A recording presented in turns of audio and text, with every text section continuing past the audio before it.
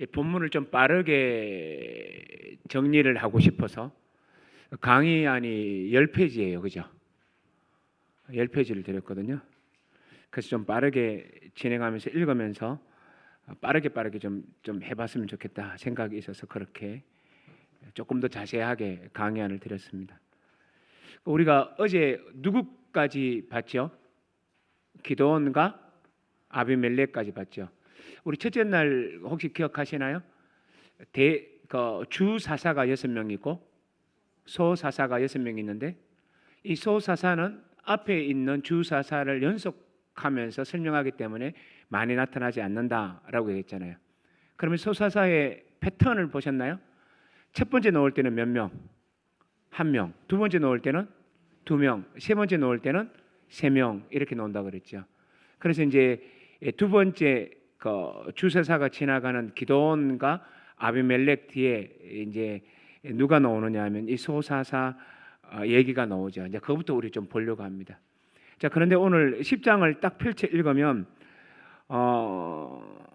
기드온과 아비멜렉을 이어 나오는 시대적 배경을 보면 어처구니 없을 정도의 형편없는 모습을 우리가 발견하게 되죠. 10장 6절을 우리 같이 한번 읽어볼까요? 읽습니다. 이스라엘 자손이 다시 여호와의 목전에 악을 행하여 바알들과 아스다롯과 아람의 신들과 시돈의 신들과 모압의 신들과 암몬 자손의 신들과 블레셋 사람들의 신들을 숨기고 여호와를 버리고 그를 숨기지 아니하므로. 느낌이 어떠세요? 여기서 나오는 무슨 신들과 무엇 신들과 나오는 지명들이 어떤가요? 예루살렘 주변에 있는 나라들입니다. 그러니까 이스라엘이 어떻게 사느냐 하면 정결하게 사는 게 아니라 주변 사람들이 숨기는 신들을 다 가지고 들어왔다는 거예요. 하나님의 백성으로서 영향력을 드러내는 게 아니라 도리어 세상의 영향력을 충실하게 받고 있는 시대가 왔다.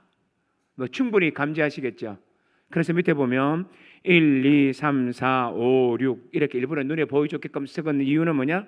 밑에 이것들은 뭐냐? 이웃 나라들의 모든 신들을 숨기고 있다라는 걸 강조하는 겁니다. 그래서 그들의 특징이 뭡니까? 6절 하반절에 보니까 여호와를 어떻게 했다고요?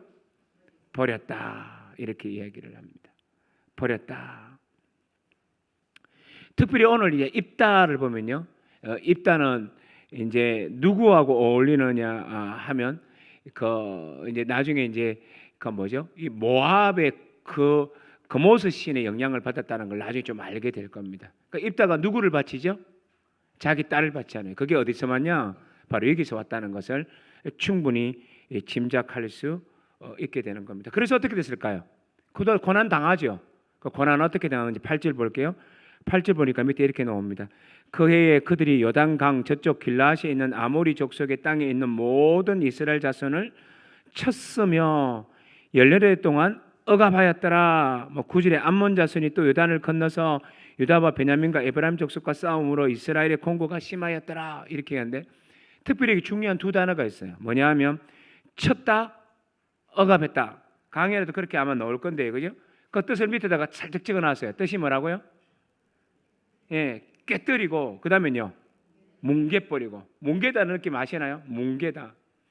옛날에 해충이 나왔을 때 어떻게 했나요? 우리 옛날에 여러분 소나무에서 송충이 탁 떨어지면 어머 하고 도망가는 여성분도 있지만 그거 보자마자 어떻게 하세요? 네, 그거예요. 뭉개다라는 뜻이에요. 그런 의미가 이 본문의 의미예요. 그러니까 이 말은 뭐냐면 이스라엘 백성들이 엄청나게 고난을 당했다는 겁니다. 상상할 수 없었다라는 겁니다. 그런데 문제는 뭡니까? 아무도 구원할 리가 없다는 거죠. 그래서 길라앗에 있는 사람들이 이제 서로 고민을 하는 겁니다. 18절에 보면 길라앗 백성과 방백들이 서로 이르되 누가 먼저 나가서 암몬 자손과 싸움을 시작하랴. 그가 길라앗 모든 주민의 머리가 되리라. 그러니까 싸워줘가지고 승리만 하면 우리 머리로 삼겠다 하지만 없었던 거죠. 이 말이 왜 비극적인지 아세요? 자, 다시 보세요. 18절에 보면 누가 나와서 이 말을 하고 있나요? 길라앗 방백이에요. 맞죠? 길라앗 사람이에요. 그런데 앞에 제가 소사사가 나온다 해놓고 소사사 안 봤죠? 지금 보려고 합니다. 3절만 보시면 돼요. 3절 그대에 보면 어떻게 되어 있습니까? 이렇게 되어 있죠. 그 후에 길르앗 사람 무슨 사람요? 그러니까 똑같은 사람이죠. 길르앗 그 출신의 사람 야일이 일어나서 22년 동안 이스라엘의 사사가 되니라. 몇 년 동안요? 우와 오랫동안 했네요. 했는데 문제는 뭐냐? 그 다음에 하는 말이 4절 보셔야 됩니다. 4절을 보면 뭐라고 되어 있죠? 그에게 아들이 30명이나 있대요. 그 다음에요. 이 모두가 어린 낙이 30을 탔고 성읍 30을 가졌는데 그 성읍들은 길르앗 땅에 있고 오늘까지 하봇 야일, 그 야일의 촌락들이라는 뜻이에요. 그 야일이 만들어낸 든든한 촌락들, 이 사사가 지키고 있는 정말 좋은 촌락들이라 부르더라. 야일이 죽음에 가문의 장사되었더라. 여기 좀 이상한 거 없으세요? 이 사사의 아들이 30명이 있어서 나귀를 타고 다니고 업을 30개나 만들었대요. 이 말은 뭡니까? 태성평대라고 그러면 대성평대라고 하면 어쨌든 이렇게 아름다운 평화의 시대가 왔는데, 그런데 이들이 지금 길르앗에서 뭐라고 있다는 말입니까? 아무것도 못하더라. 아무것도 못하더라. 그럼 이 말은 뭡니까? 앞에서 말했던 사사도 소사사도 나산형 하양 고지에서 벗어날 수 없는 사사였다라는 걸 보여주는 거죠. 말대 충분히 하셨죠, 그죠? 길르앗의 사사들 그리고 30명이나 되고 성읍이 30개 됐다고 하면서 그들의 건세와 능력과 힘이 많다라고 쭉 묘사한 것 같았는데 알고 봤더니 죽증이더라. 왜요? 갈릴리의 사람들을 아무도 보호하지 못했다. 갈릴리가 있죠, 길르앗. 제가 자꾸 갈릴리가 있죠. 죄송합니다. 그러니까 길르앗 사람들. 충분히 이해가 되나요? 그러니까 이런 상황입니다. 그래서 이제 그들이 어떻게 하냐? 하나님을 향해서 회개하는 거예요. 10절. 이스라엘 자손이 여호와께 부르짖어 이르되 우리가 우리 하나님을 버리고 바알들을 섬김으로 주께 범죄하였나이다 하고 지금 범죄했는 걸 회개했죠.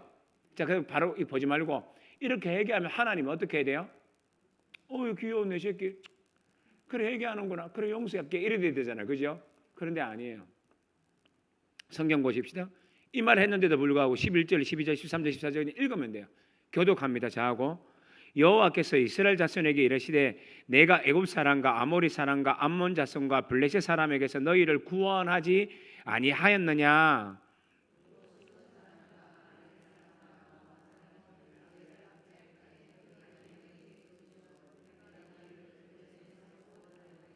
예, 하나님 내가 너희들 이때까지 그렇게 부르짖을 때마다 다 구원해 주지 않았느냐? 이러면 안 다음 13절 너희가 나를 버리고 다른 신들을 섬기니 그러므로 내가 다시는 너희를 구원하지 아니하리라. 그러니까 이 말은 다른 말로 쉬운 말로 바꿔보시죠. 무슨 말일까요? 나 너희들한테 너무 많이 속았다. 뉘앙스 느끼시나요? 이 뉘앙스. 난 너희들 이 말 해도 이게 진심이 아닌가 다 안다. 너희들한테 난 너무 많이 속았다. 자 14절 읽어요. 시작.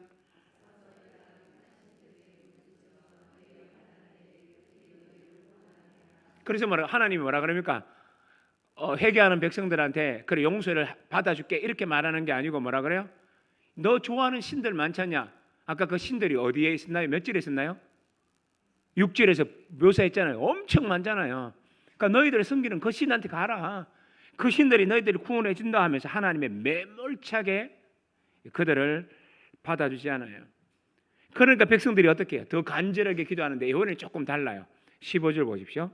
제가 읽을게요. 이스라엘 자손이 여호와께 여쭈되 우리가 범죄하였사오니 주께서 보시기에 좋은 대로 우리에게 행하시려니와. 그러니까 주님 마음, 주님이 뜻대로 하시옵소서라고 말을 해요. 와, 얼마나 멋진 사람입니까? 주의 뜻대로 하시옵소서 이렇게 말해놓고 난 다음에 그래도 하나 덧붙이죠. 오직 주께 구하옵나니 우리를 건져주십시오. 그러니까 하나님 우리도 이거 우리 속에 있는 거 모든 거 다 내려놓고 진짜 회개하오니 건져달라고 한 다음에 이제 16절 같이 읽어요. 시작. 자기 가운데서 이방 신들을 제하여 버리고 여호와를 섬김에 그렇게 했다는 거예요. 이제 그런 정도로 이제 이 백성들이 너무 궁핍하니까 어떻게 해요? 하나님께 지금 찰싹 달라붙는 겁니다. 너무 힘드니까 찰싹 달라붙어요. 그러니까 여기까지는 우리가 말씀해야 되는데 이제 16절에 문제가 있어요. 16절 보시죠. 그렇게 이제 신들을 제하여 버리고 여호와를 섬김에 그다음 같이 뒤에 읽어요. 시작. 여호와께서 이스라엘의 공고로 말미암아 마음에 근심하니라. 이게 무슨 뜻일까요? 근심하다. 근심하다. 제가 오늘의 시간을 좀 단축하려고 다 적어놨어요. 밑에. 이것도 밑에 읽어요. 시작. 이 말은 후회한다는 의미가 아니라 상대방의 아픔을 보고 견디지 못하는 심정을 가진다라는 뜻이에요. 하나님은 알았어요. 얘들을 구원해 주면 또 반역할 걸 또 알았어요. 사실은 알고 있어요. 그럼에도 불구하고 아버지의 마음은 어때요? 용서하는 거예요. 제가 알고 있는 어떤 한 가정이 있어요. 아들이 셋이 있는데 둘째가 워낙 멋대로 사는 겁니다. 엄마 마음을 아프게 하고 또 아프게 하고 또 아프게 하고 늘 집 나가 있다가 엄마를 보고 싶어서 오는 게 아니고 엄마한테 오는 날은 돈 받아 내기 위해서 오는 거예요. 그래서 엄마는 이 아들 때문에 미치는 겁니다. 그런데 제가 그 어머니를 자세히 봤거든요. 그 어머니가 어떻게 하냐. 그런데 둘째가 올 때마다 돈을 준비했다가 말로는 나가 죽어라. 왜 들었노? 이렇게 하던 그 어머니였는데 그런데 이 아들이 오면요. 그래도 준비가 있다가 불쌍해가지고 돈을 꺼내주면서 이제는 정신 좀 차리라 이놈아. 그러면 또 그 아들이 뭐라 그럴까요? 아 어머니 내 요즘은 정신 바짝 차리겠습니다. 걱정하지 마이소. 어머니 고맙습니다. 하고 가가 나서 어떻게 했을까요? 니 나눠 노는 거죠. 근데 그때 그 어머니를 제가 봤어요. 어느 교회 어떤 집사님 말하지는 않겠는데 그래서 이제 그분이 그거 하면 우리가 늘 얘기했어요. 그러지 마라. 주지 마라. 한번 잘라라. 이건 우리는 그렇게 얘기하기 쉽잖아요. 그런데 엄마는 그게 쉽습니까? 안 돼요. 제가 너무 인간론적으로 설명했는데 그런 뉘앙스로서 이 본문을 이해하시면 돼요. 그러니까 하나님의 건심은 뭡니까? 사랑하는 백성의 타락을 보고 안타까워하고 하나님이 그에게 징벌을 내려서 언약 전쟁을 일으켰음에도 불구하고 그래도 불쌍히 여기고 이게 누구 마음이라고요? 하나님 마음이에요. 그럼 어떻게 하면 돼요? 진짜 회개해야죠. 그런데 그게 없는 게 문제라는 겁니다. 자, 그러면 이 정도 16절까지 딱 우리가 이해하고 나면 우리가 배우는 주제가 뭡니까? 그 다음 나타나요. 이스라엘의 회개에 달린 구원이 아니에요. 구원은 이스라엘의 회개했다. 회개의 모습이 보인다고 구원은 당연히 오는 게 아닙니다. 구원의 가장 전제 조건은 어디에 있나요? 하나님에게 있어요. 하나님이 은혜를 베풀어야만 구원이 일어나지 우리가 아무리 쇼를 부린다고 해서 구원이 이루어지는 것 아니라는 거 기억하셔야 돼요. 그래서 우리에게 필요한 건 뭐예요? 하나님의 은혜예요. 그래서 이제 우리가 11장으로 빨리 건너가려면 이제 17절에서 머물고 아까 18절 봤으니까 우리를 구원할 리가 없다. 우리를 구원하면 두목 삼겠다. 18절 빼고 17절에서 뭐라 그러냐면 그때에 암몬 자손이 모여서 길르앗에 진을 쳤으므로 이스라엘 자손도 모여서 미스바에 진을 치고 이제 어떤 일이 발생합니까? 아하 11장부터 전쟁이 일어나겠구나 라고 생각하는데 이 전쟁을 치러야 할 사사가 있어야 되잖아요. 이제 그의 이름 우리 알죠? 답 알죠? 누굴까요? 입다. 어떻게 아세요? 야, 그 시대에 살지 않고도 어떻게 입다가 나타날지 뻔히 아세요? 그래요. 11장 이제 입다가 나타나는 겁니다. 자, 입다를 보면 제일 앞절 1절, 2절, 3절만 봐도 굉장히 충격적이에요. 자, 1절 봅니다. 길르앗 사람 입다는 큰 용사였으니 여기까지 괜찮죠? 사사는 큰 용사를 부르시면 얼마나 좋겠습니까? 여기까지 문제가 없는데 그 다음 단어예요. 밑줄 끊었죠? 누구에게서 났다고요? 기생이라는 말입니다. 그 밑에다가 안 적어놨네. 이 기생이라는 말은 어떤 의미인지 알죠? 그냥 기생 그런 걸 말하는 게 도움이 이 정도를 말하는 게 아닙니다. 창기라는 의미예요. 이 말은 무엇을 의미하는지 2절에서 나타나요. 그러니까 2절에서 길르앗의 아내도 그의 아들들을 낳았더라. 그 아내의 아들들이 자라매 입다를 쫓아내며 그 다음에 어떻게 했다고요? 그에게 여기서 이제 아내도 길르앗의 아내도 그의 아들들을 낳았더니 라고 말하는데 이 당시의 배경을 좀 설명하면요. 법적으로 인정하는 여자들 중에는요.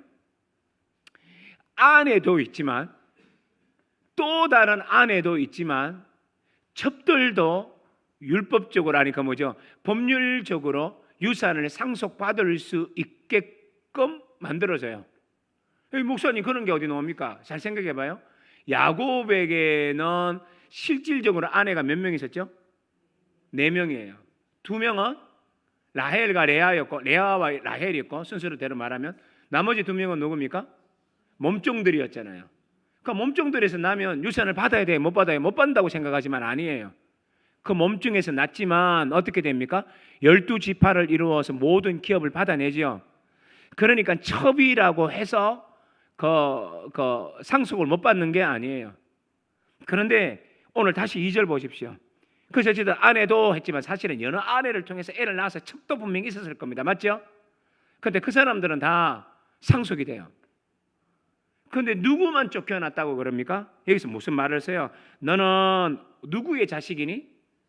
다른 여인이라고 말해요. 다른 여인. 여기서 말은 다른 여인이라는 말은 뭘 말하느냐 하면 이샤 아히레트라는 단어를 쓰는데 이 단어는 뭐냐면 법적 지위가 없는 여자의 아들 이런 뜻이에요.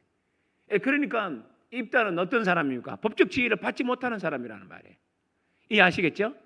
그럼 왜 그럴까? 이유가 뭘까요? 왜 올라가죠? 창기의 아들이었기 때문에. 그러니까 사사 딱 보는 순간 벌써 이미 사사의 하향 구조를 띄기 시작했나요? 예, 띄기 시작했죠. 어느 누구에도 인정받지 못하는 아주 못난 아이라는 걸 말해요. 그게 이제 2절까지입니다. 그래서 이제 어떻게 되냐? 3절 갑니다.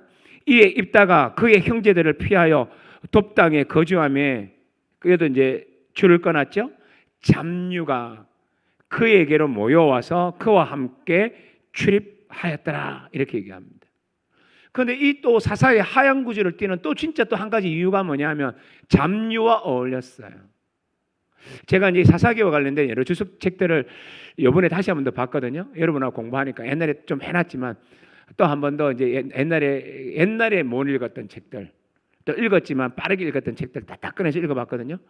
읽어보니까 여기서 말하는 잡류라는 말을 대부분의 주석은 이렇게 말합니다. 대부분의 주석들은 여기서 말하는 잡류란 아주 도덕적으로 방탕한 사람들을 의미하는 게 아니고 여기서는 그냥 무익한 사람, 그러니까 힘이 없는 사람, 가난한 사람, 떠도른 사람들. 이 말은 뭡니까? 사회적으로 소외된 연약한 자들을 말한다라고 많은 주석들이 그렇게 얘기하더라고요. 그런데 저는 그 말을 동의하면서 동의가 안 돼요. 왜냐하면 그걸 이제 위에 첫째라고 적어놨죠. 그 강의에 나왔죠, 그죠? 두 번째 같이 읽어봅니다. 시작. 아비멜렉이 돈을 주고 고용했던 방랑한 자들과 같은 의미인데 사실 같은 단어를 사용해요. 그렇다면 이 말은 뭘 말해주느냐 하면 여기서 말하는 잡류라는 말은 힘없는 사람들, 깃댈 수 없는 사람이 쫓겨난 사람이 누구에게요? 입다를 쫓았다라고도 볼 수 있지만 그것만은 의미하지는 않는 것 같습니다. 누구도 포함됐다고요? 도덕적으로 방탕하고 양아치 같은 애들. 양아치라고 아십니까? 또 뭐 어떤 옆 사람 묻지 말고 야 성은 양씨인데 아치가 뭐야 이러지 말고 그 양아치 같은 사람들과 어울렸다는 것을 여기서 말합니다. 그러니까 이 말이 왜 중요하면 나중에 뒤에서 이제 우리가 알게 돼요. 자, 그러니까 어쨌든 이 사사는 지금 1절, 2절, 3절만 보니까 상향 구조를 타시나요? 평행 구조를 타시나요? 하향 구조를 적극적으로 타시나요? 하향 구조를 적극적으로 타세요. 그 다음에 나오는 두 번째 강의 안에 2번 간단한 줄거리 이건 뭐 다 알죠? 그죠?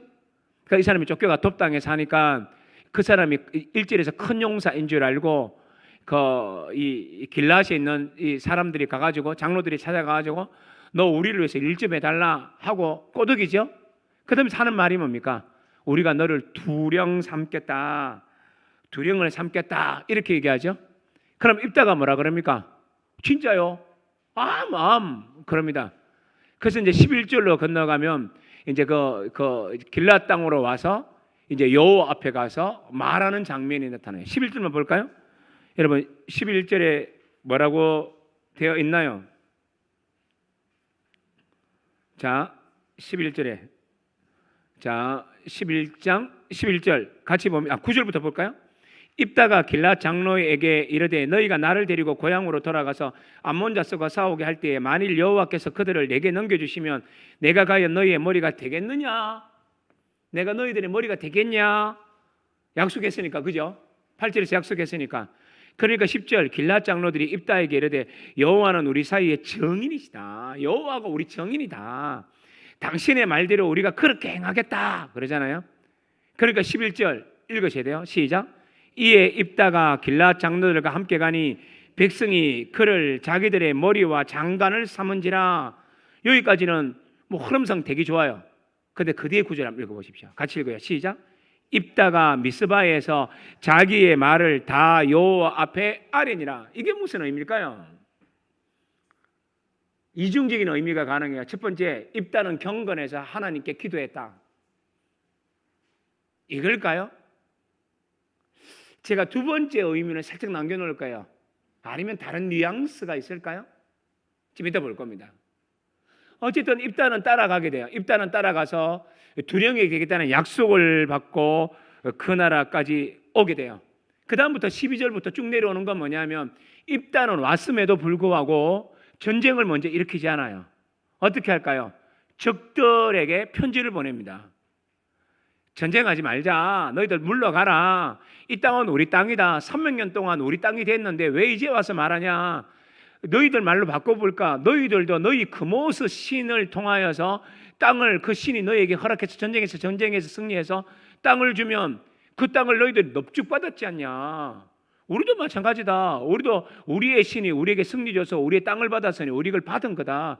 그러니 이건 그 당대의 배경으로 봤을 때는 이건 우리 땅이 마땅하다. 그러니 좀 돌아갔으면 좋겠다라고 말을 해요. 이 말의 의미는 뭐냐면 입다는 말에 굉장히 능한 사람이에요. 왜 그럴까요? 8절, 9절, 10절, 11절을 통해서 장로들이 왔을 때 쫓겨났던 경험이 있었기 때문에 말로 맺어지는 겁니다. 그래서 어떻게 합니까? 자기가 두목되는 걸 확답을 받을 정도로 말 언변이 뛰어났던 사람이에요. 그러니까 전쟁에 나서서 먼저 말했는데 해답이 어떻게 왔죠? 네 말을 못 듣겠다 하고 전쟁이 일어나게 된 거죠. 그래서 전쟁이 일어난 거예요. 내용 다 알죠?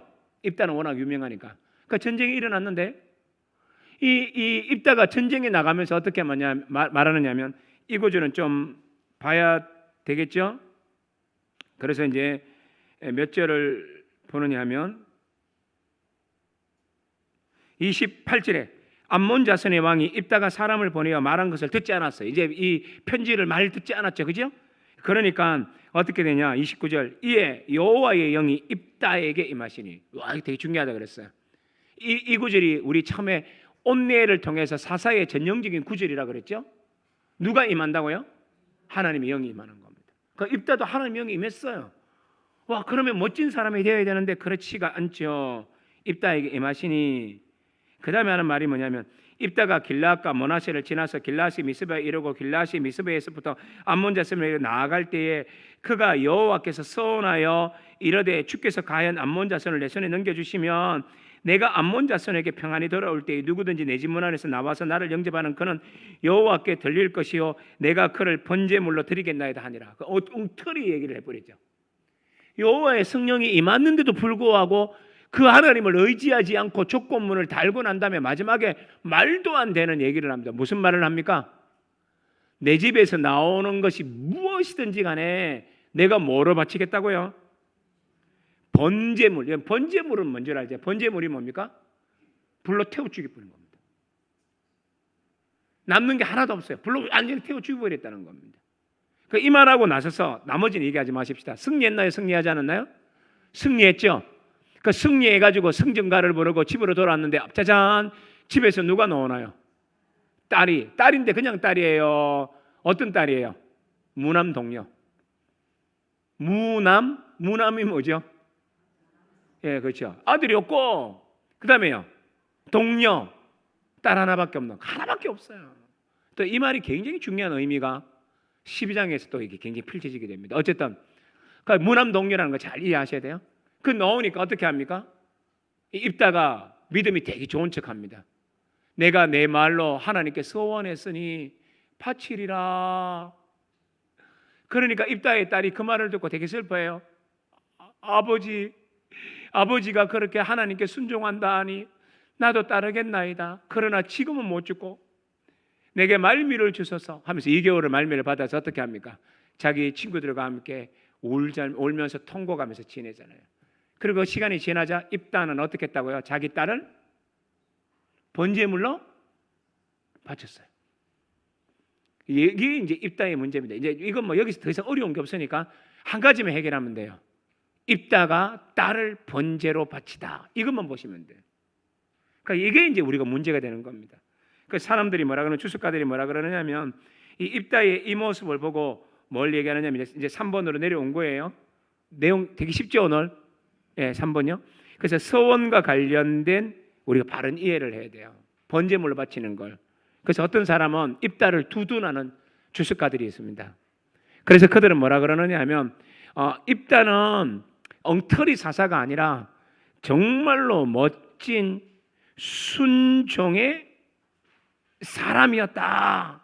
이렇게 말을 합니다. 그러면서 주석가들은 몇 가지의 근거를 대요. 이렇게 말합니다. 자, 첫 번째, 입다는 아마 우리가 생각할 때 입다는 뒤에서 설명하겠지만 자신의 딸을 바친 게 아니다. 번제물로 바친 게 아니다 하면서 이제 변명을 들어주는, 입다에 대해서 변명을 해주는 겁니다. 첫 번째, 이스라엘에 그런 일은 절대 없었다. 맞나요? 이스라엘에 그런 일이 절대 없었나요? 우리 끄덕일 수 있어요. 맞지. 하나님도 아브라함을 바치라 했지만 그 창세기 22장의 핵심은 아브라함이 이삭을 바치는 게 진짜 의미가 아니라 순종을 보는 거였고, 이삭을 바치려고 했을 때 하나님은 이삭 대신 뭘 내놓았나요? 짐승 한 마리를 내놓았죠. 하나님이 마련해 놨잖아요. 그러면서 하는 말이 이거는 그런 일이 없었다 그러는데 곰곰이 생각해 봐요. 정말 그런 일이 없었나요? 예? 10장 6절에서 뭐라 그랬는데요? 강연 다시 보십시오. 10장 6절에서 우리가 봤던 게 뭐였죠? 어떤 일이 있었는데 4번 보십시오. 제일 앞에 나오는 신들의 이름. 모압의 신들을 섬겼다 그랬잖아요. 모압의 신 중에서 유명한 신이 뭐죠? 그모스입니다. 그모스는 어떤 겁니까? 그래서 자기의 아들과 딸들을 분리로 지나가게 해서 태우는 사람들인데요. 그러니까 이런 일이 없었다는 건 우리는요, 뭔가 좀 깨름직해요. 정말 없었다고? 그래서 이게 1번이 그렇게 매력적인 변명은 되지 못합니다. 이해하시죠? 두 번째, 그러니까 어떤 사람은 뭐라 그러느냐 하면 이렇게 말합니다. 입다라는 그 사람됨이 정말 괜찮은 사람 아니냐라는 겁니다. 왜? 라고 물어보면 이제 그들이 하는 얘기가 있죠. 입다는 정말 사람 됨됨이가 괜찮은 사람인데 왜 괜찮은 사람이냐 하니까 이렇게 합니다. A 보십시오. 자신을 무시하고 버린 자를 위하여 전쟁에 나서고 그뿐 아니라 성령이 임하지 않았는가 이렇게 설명합니다. 맞아요, 맞아요? 길라 사람들이 자신을 쫓아냈나요, 안 쫓아냈나요? 쫓아냈잖아요. 그리고 도배 땅에 와가지고 비리들과 살았잖아요. 너는 다른 여자에게서 났다. 너는 창대 아들 놈이야. 맞아요? 모욕을 주고 쫓아냈는데 이 사람이 어떻게 했다고요? 그래도 그들을 위해서 헌신하는 사람 아니냐? 세상에 이런 사람 어딨나? 자신을 모욕한 사람을 위해서 어떻게 생명 바치냐? 그러니까 입다는 멋진 사람이다. 그럴듯해요, 안 그럴듯해요? 하여튼 말하려고 하니까 좀 그렇죠. 하여튼 그렇고 또 두 번째는 뭡니까? 또 아까 우리 봤지 않냐? 성령이 그에게 임했다라고 하지 않았냐? 29절에 이러면서 그를 두둔해요. 어떻게 생각하십니까? 그리고 또한 두 번째는 뭐냐면 이렇게 말합니다. 소원을 지켰지 않냐? 좋다고 하면 번제라고 하자. 그 말의 의미가 뭐냐? 이 서운한 사람, 서운한 것을 지켰다. 오늘 본문을 읽어봐라. 번제를 바치는 그 일들을 통하여서 이게 비난적으로 사사기는 설명하고 있지 않다. 그렇다면 번제로 바친 걸 나무라는 뜻이 아니다. 그러니까 이 사람은 어떤 사람이냐? 순종의 사람이라고 이해하자. 이건 그러니까 입다는 사사기의 하향 구조가 아니다. 어떻게 생각하세요? 그렇게 얘기합니다. 그러면서 그들은 또 세 번째 이까지 얘기합니다. 언어를 봐야 된다 하고 보는 겁니다. 37절 봅니다. 자, 밑에 적어놨죠. 37절 보면 제가 재밌게 적어놨어요. 성경하고 똑같이 적어놨습니다. 보십시오.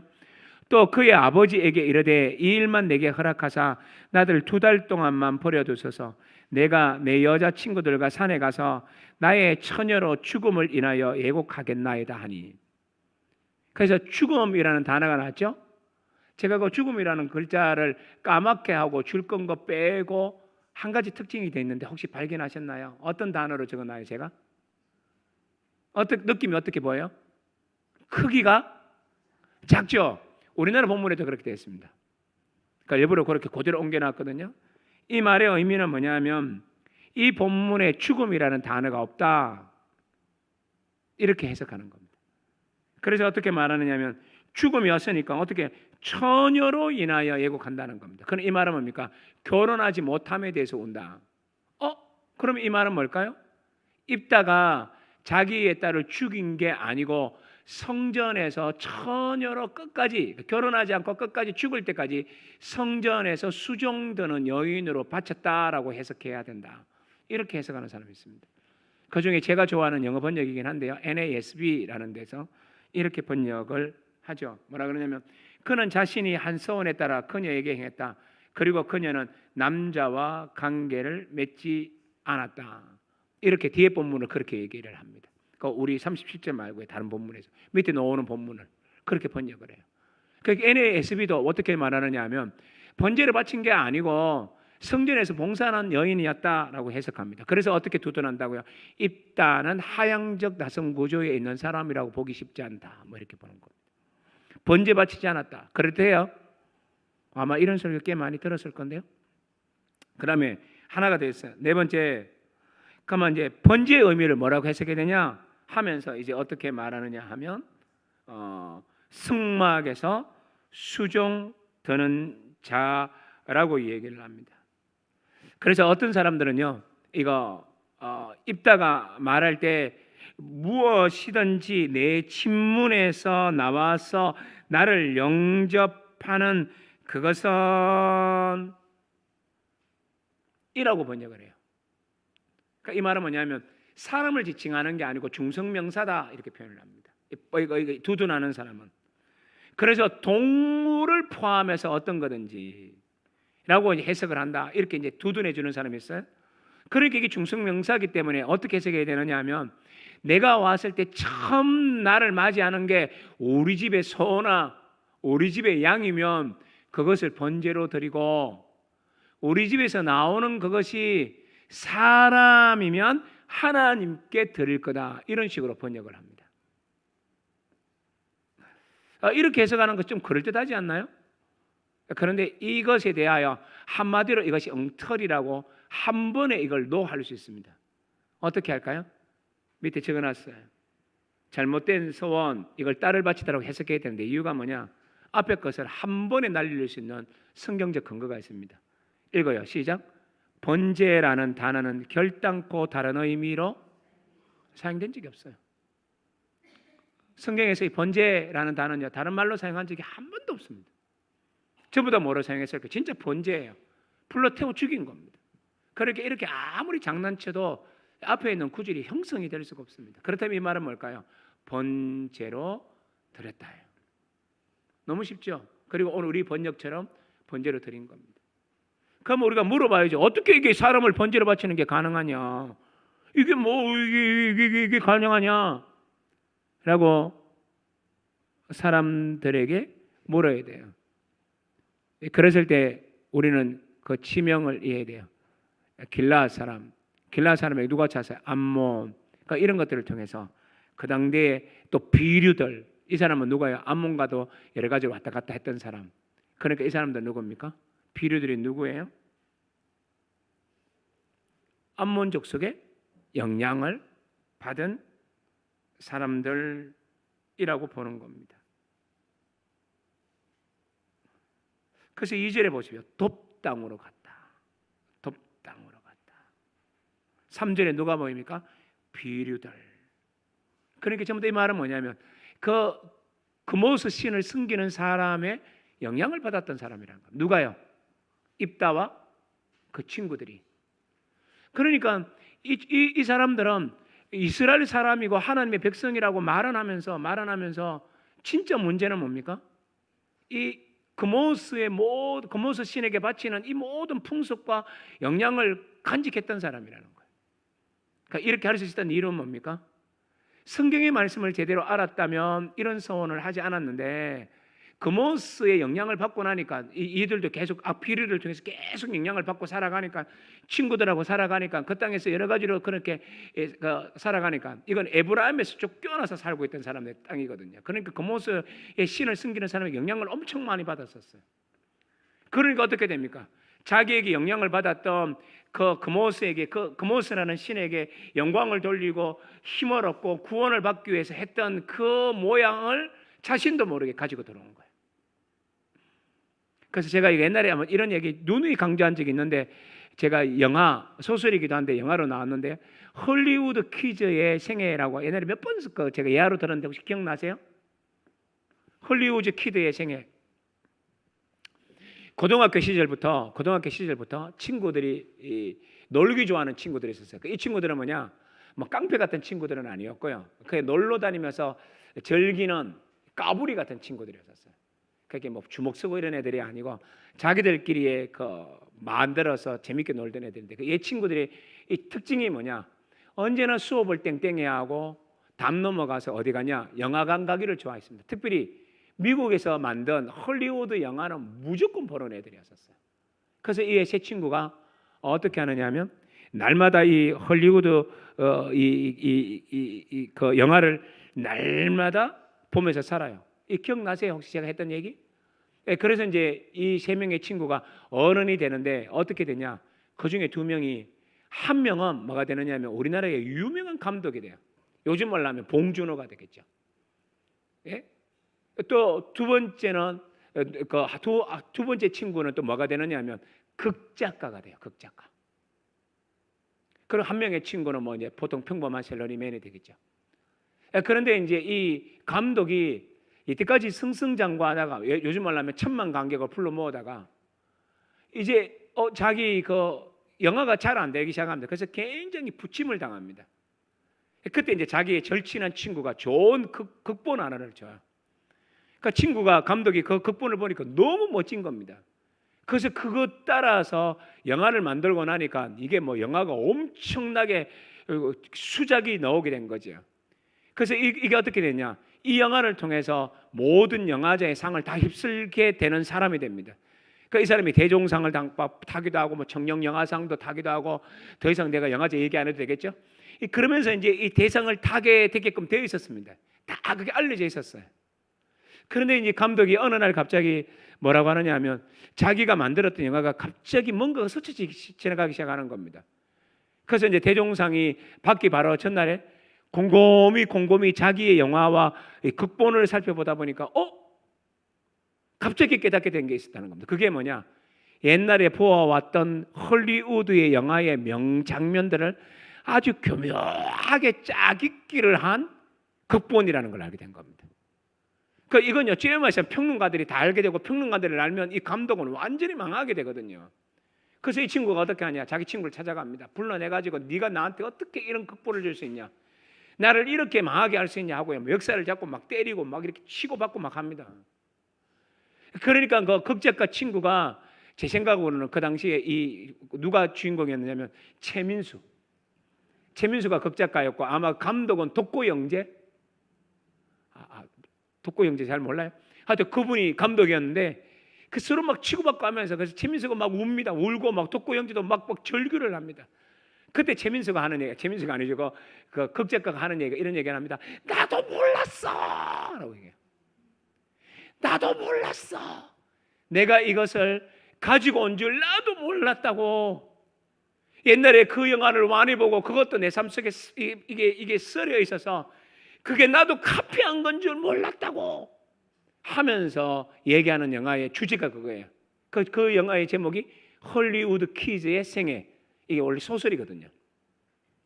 그러니까 그 소설이 우리에게 말해주고 있는 게 뭐냐, 그 당대의 박정희 정권의 이거라든지 이런 것들을 아울러서 하는 건데, 옛날에 우리나라 이런 거 아시나요? 국풍 83, 국풍 81 이런 거 기억나세요? 기억 안 나는구나. 그런 것들이 다 뭐라 하느냐면, 이 나라에 외국 문물이 들어오는 것을 정부가 의도적으로 막으려고 한 거예요. 그래서 그 당시에 프로야구 뭐 이런 거 다 생긴 이유가 다 거기에 있어요. 정치적 노름에서 생겨난 것들이에요. 문화사 쪽으로 공부하면 그렇습니다. 이게 제 전공이잖아요, 그죠? 그러니까 어쨌든 그런 것들이 나오게 돼 있어요. 그러니까 이 헐리우드 퀴즈도 마찬가지예요. 애국 문물에 대하여 우리가 속지 말라라는 그런 취지에서 아마 이런 얘기들을 살짝 비튼 거예요. 그러나 그 영화는 우리에게 의미가 굉장히 깊어요. 이 사사기를 푸는데 굉장히 의미가 있어요. 그 말은 뭐냐면 입다와 그의 친구들은 날마다 비류들과 어울리고 세상 친구들과 얘기하고 나누고 뭐뭐하고 얘기하다 보니까 하나님의 말씀이 우선되는 게 아니라 세상의 머리가 우리 마음속에 꽉 찬 사람이 되었기 때문에 자기의 딸을 바친다고 말하는 이 말, 딸은 아니죠, 참. 자기 집에서 나오는 걸 바치는 걸 우습게 생각한 거예요. 왜요? 자기가 살아온 세상은 그런 세상이었으니까. 바로 이게 사사기의 하향 구조가 오늘날 우리의 한국 교회를 일컬어주는 것들이에요. 한국 교회도 이런 얘기를 많이 해요. 한국 사회에 한국 그리스도인에도 이런 것들이 많이 나타나요. 제가 아파트가 한 채가 있어서 조금 더 해서 다른 집 아파트로 옮기기 위해서 약간 조금 이사를 하는 사람은 나는 피난할 생각이 없을 뿐만 아니라 그건 굉장히 정당한 경제 활동에 들어간다고 제가 세계관 공부하면서 그걸 배웠기 때문에 또 공부했기 때문에 그건 동의할 수 있어요. 그거 말고 정말로 부동산을 통하여서 돈을 벌기 위하여 뛰어드는 사람이 한국에 적지 않아요? 적지 않은 게 아니고 너무 많아요.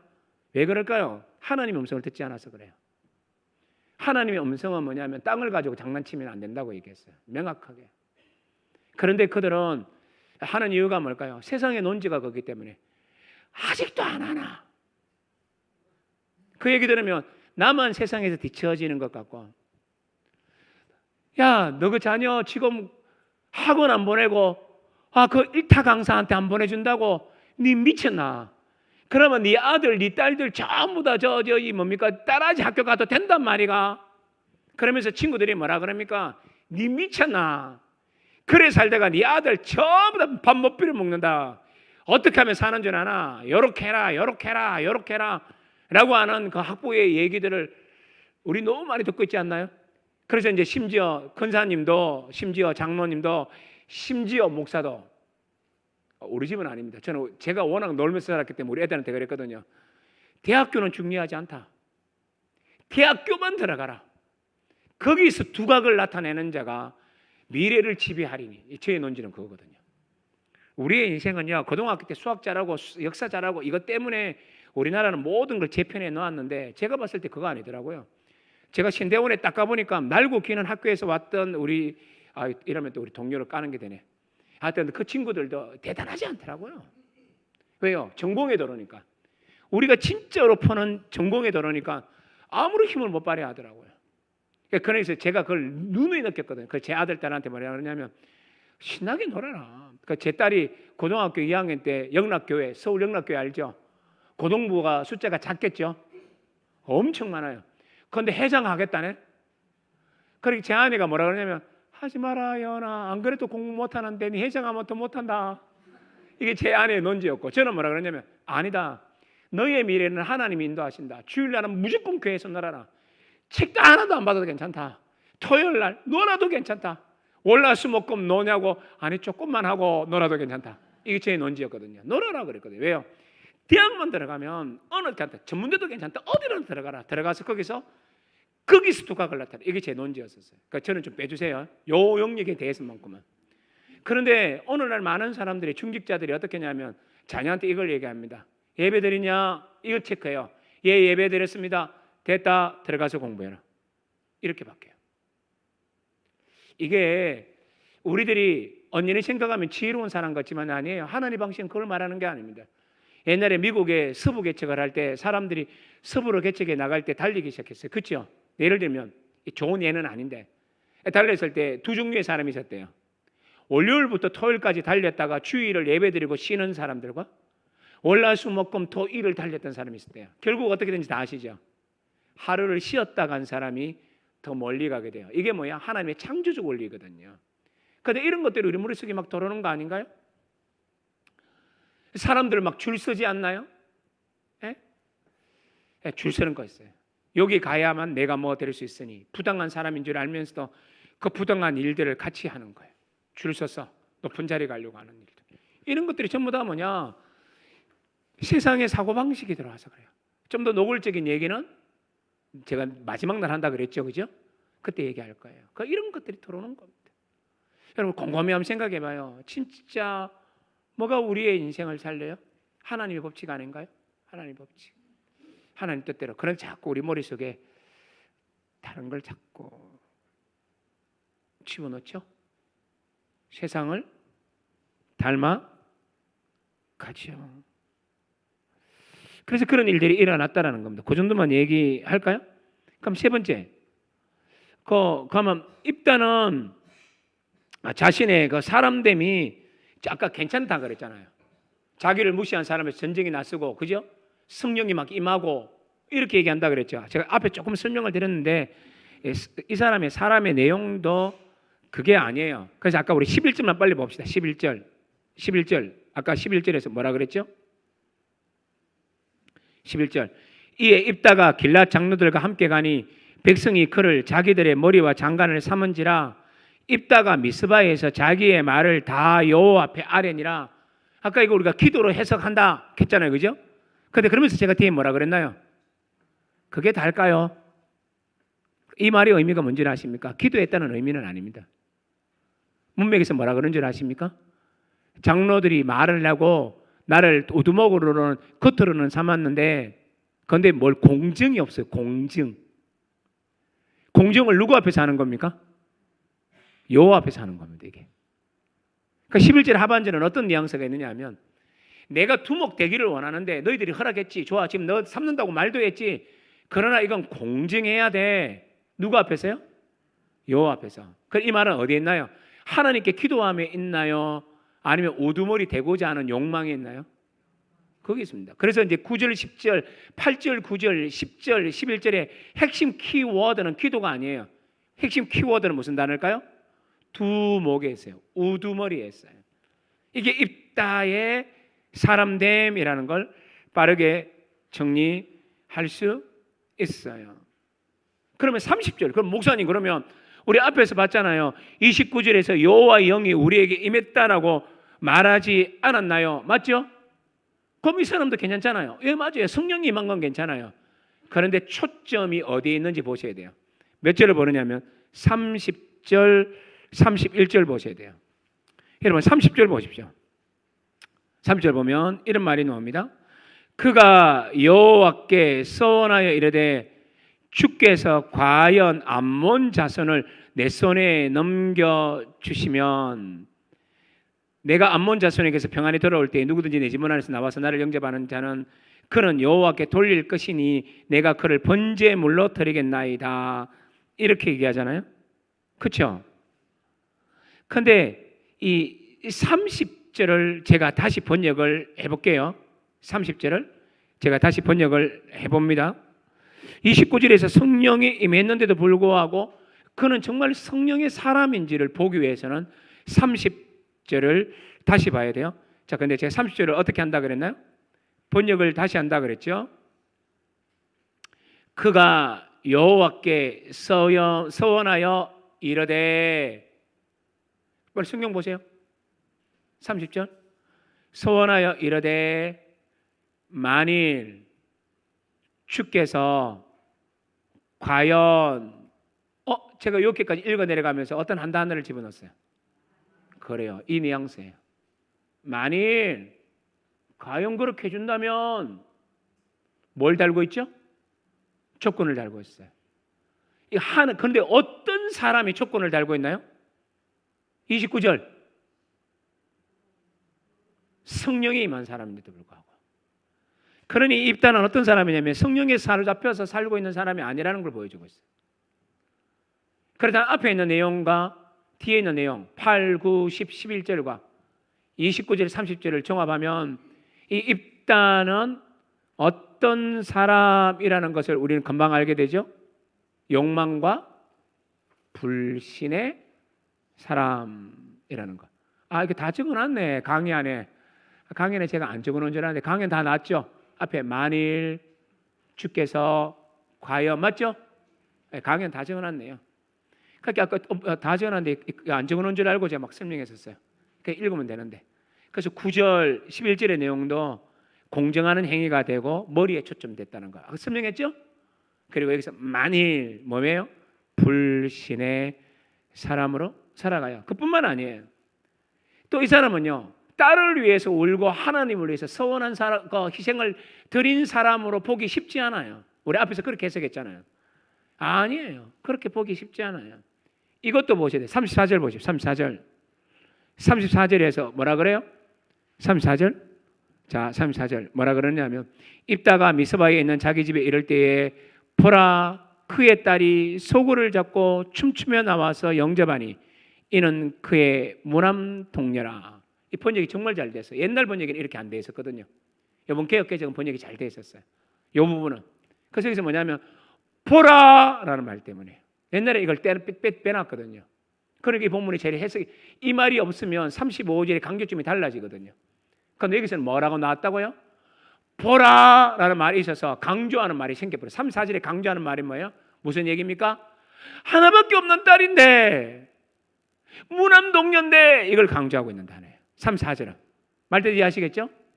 보라라는 말 때문에. 그리고 나면 이제 3, 4절에서 뭘 강조했느냐면 무남동녀, 딸 이걸 강조했기 때문에 이제 35절에서 강조점이 살짝 바뀌기 시작해요. 옛날 번역과는 다르게. 그러니까 35절에서 밑에까지 제가 했는 거 한번 읽어봐요. 시작. 슬프다 내 딸이여 너는 나를 참담하게 괴롭게 하는 이라. 핵심이 어디에 있나요? 자, 35절. 입다가 이를 보고 자기 옷을 찢으며 이르되 어찌할꼬 내 딸이여 너는 나를 참담하게 하는 자요 너는 나를 괴롭게 하는 자 중에 하나로다. 초점이 어디 있나요? 그렇죠? 확실하게 느끼시나요? 나를 괴롭게 하고 나를 슬프게 하는 이가 누구라고요? 너다. 초점은 어디라고요? 자기에게 있어. 자기. 그래서 이 말은 뭐냐면 자기의 아픔을 각오하고 드렸던 입다로 해석하기가 전혀 쉽지가 않아요. 그래서 입다는 어떤 사람입니까? 철두철미하게 하얀 구절을 썼어요. 사람이 이런 사람이 있나 싶을 정도로 막대 먹은 사람으로 전락했어요. 이 정도만 하면 될까요? 하얀 구절 충분히 이해하시나요? 좋아요. 그리고 12장은 빠르게 끝내고 조금 쉬었다가 삼손은 더 빨리 할 수 있으니까 그렇게 해볼게요. 자, 12장 1절 6절에 보면 이제 입다는 이제 전쟁에서 왔는데 에브라임 사람들이 와가지고 왜 우리를 무시했냐라고 묻습니다. 이건 빨리 읽는 게 좋겠네요. 12장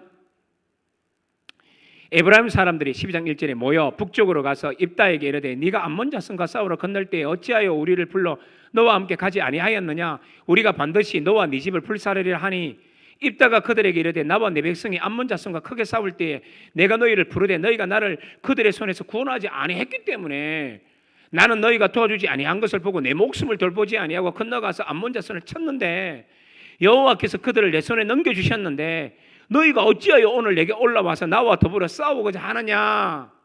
그러면서 4절에서 어떻게 해요? 입다가 길라 사람들을 다 모으고 에브라임과 싸웠어요. 그래서 이기지요. 이겼는데 어디를 정복해요? 나루터를 정복했죠. 5절에. 그래서 이제 에브라임 사람들이 도망가려 했을 때 말을 지켜보죠. 시보렛, 시보렛, 시보렛, 시보렛. 무슨 발음이에요? 시업 발음과 쌍시업 발음이에요. 그 에브라임 사람들은 시업 발음을 못해요. 그래서 이제 이것을 가지고 우리나라 말로만 음가가 이렇고 히브리 음가는 조금 다른데 우리나라 음가로 읽은 겁니다. 자, 그러니까 이렇게 물으니까 에브라임 사람이 지나가다가 너 이 말 해봐. 그러니까 자, 너희들 쌀 해봐. 경상도 사람이 쌀 해봐. 쌀. 이러면 쌀 할 줄 알아요. 쌀. 요즘은 잘 줄. 어떤 사람은 살 같은데. 그러니까 저는 우리가 격음을 저는 세게 하거든요. 그러니까 쌀 이거 할 때 저는 막 혀에 막 힘을 줘요. 그게 겨우 돼요. 그래서 저는 쌀 이렇게 되는데 이거하고 똑같은 겁니다. 그러니까 이 사람들 예를 들면 경상도로 치면 바꿔 하십시다. 쌀 그런 사람 어떻게 됩니까? 다 죽인 거예요. 몇 명을 죽였다 그래요? 예? 6절에 4만 2천 명. 말도 안 되죠. 그러니까 입다는 어떤 사람이라는 말입니까? 잔악한 사람이라는 거예요. 이유가 뭘까요? 그 물어야죠. 이유가 뭐니? 이유가 뭐니? 그런데 우리나라 1절에서는 이걸 잘 드러내진 않아요. 히브리 원문을 가지고 읽으면 이 본문이 잘 드러나요. 그래서 이 본문을 잘 제대로 번역한 본문이 뭐가 있나 봤더니만 NIV가 잘 번역하고 있더라고요. 그래서 NIV를 적어왔어요. 자, 먼저 우리나라 1절 봅니다. 이렇게 말합니다. 왜 함께 하지 않았느냐 하고 에브라임 사람이 하는 말이 뭡니까? 우리가 반드시 너와 네 집을 불살으리라. 반드시 불살라 버리겠다. 누구와 누구를? 너와 네 집을 이라고 말하잖아요. 그런데 이 말 뜻은 그런 뜻이 아니에요. 영어로 되어 있죠. We are going to burn down your house. 그 다음에 나오는 말이 있어요. 뭐라 그래요? Over your 뭐라고 졌나요? Your 뭐라고요? Head. 당신 머리. 어디서 떠오르는 말 없나요? 11장 8절 9절 10절 11절. 길앗 사람들이 너 뭐 만들겠다 했다고요? 길앗 사람들 찾아와서 뭐 만든다 그랬는데요? 두목, 우두머리. 말대디 하나요? 그런데 기도원한테 뭐라 그런다고요? 네 머리 위에서. 이 말은 뭡니까? 너의 두목댐을 다 잘라버리고 너의 집을 불사른다라는 말은 뭐예요? 집은 언유적인 표현이죠. 너희 집 불사른다는 말은 뭐죠? 정말 집 불지른다는 뜻이에요? 아니에요. 무슨 뜻이에요? 가족 다 죽이겠다는 뜻이에요. 자, 그런데 입다에게는 가족이 있었나요? 빨리 해요. 입다에게는 가족이 있나요? 없나요? 현재 없잖아요. 왜요?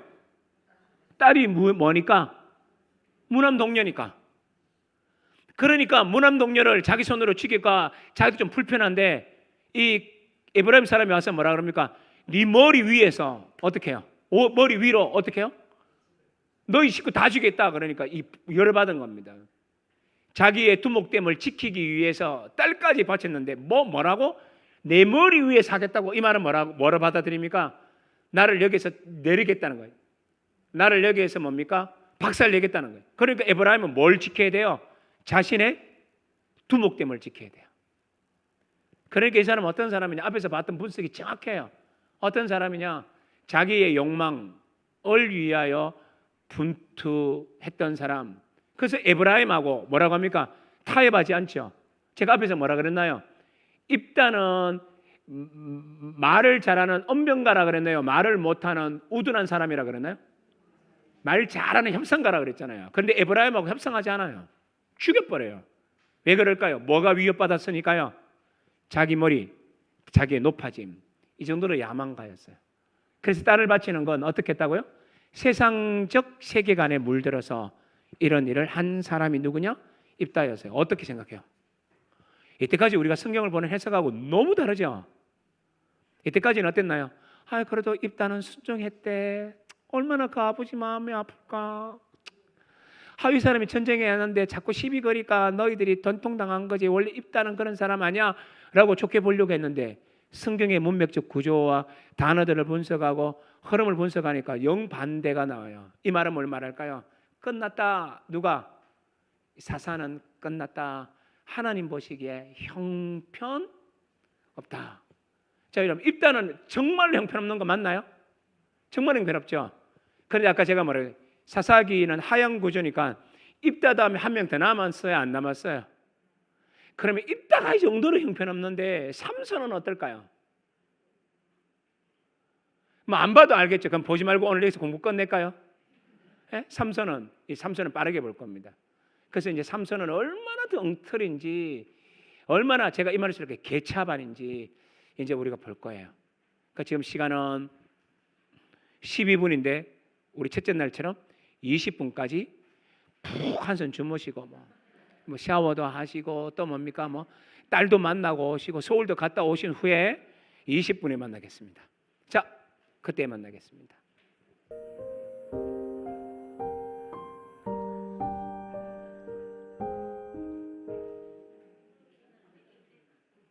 자, 할까요?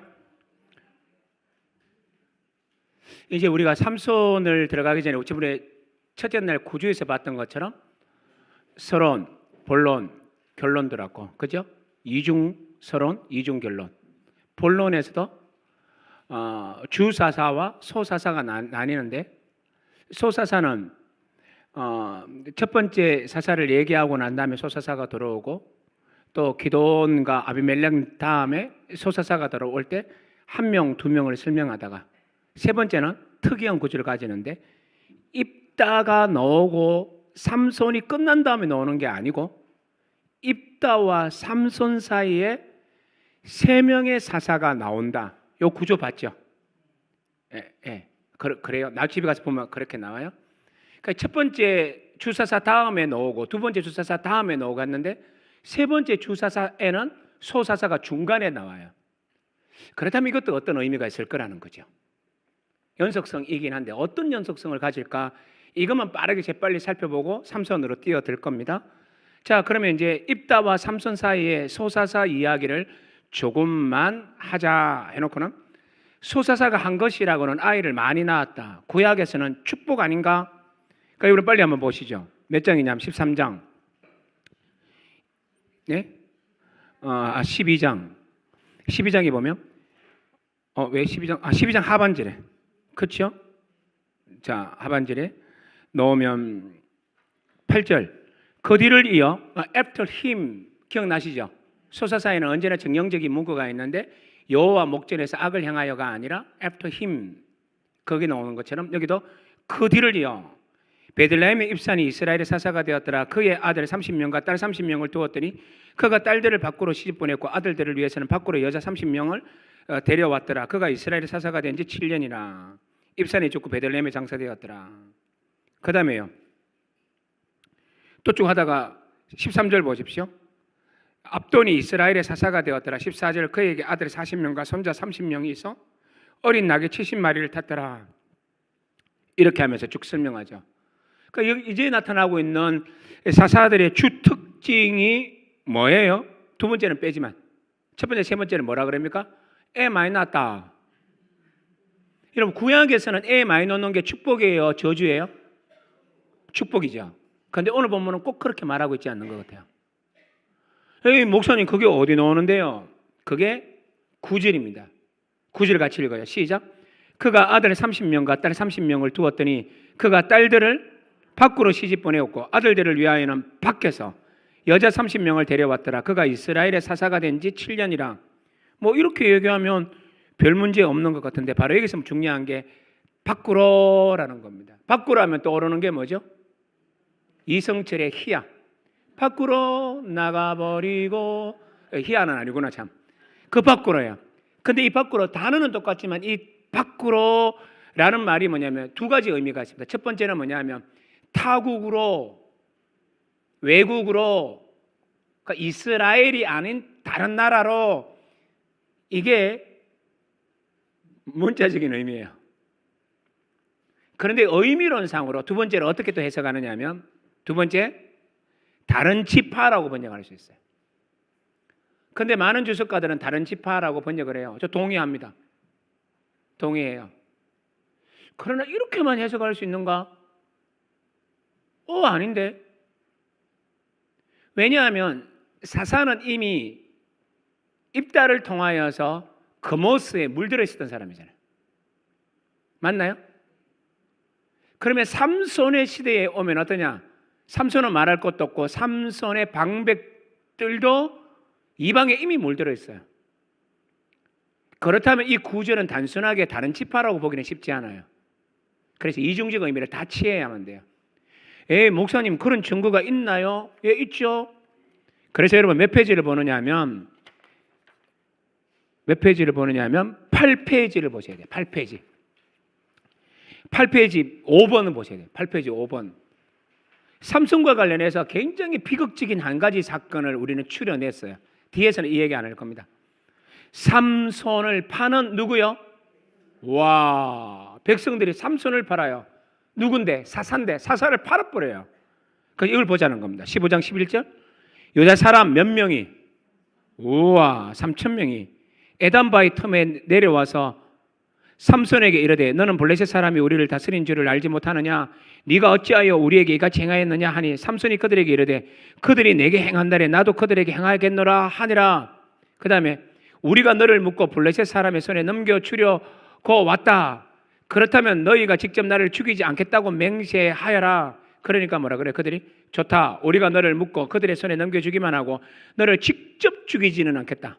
그리고서 유대 사람들은 세밧줄 2개로 그를 묶고 바위 동굴에서 끌어내렸다. 누구를요? 삼손을. 누구에게 팝니까? 블레셋에.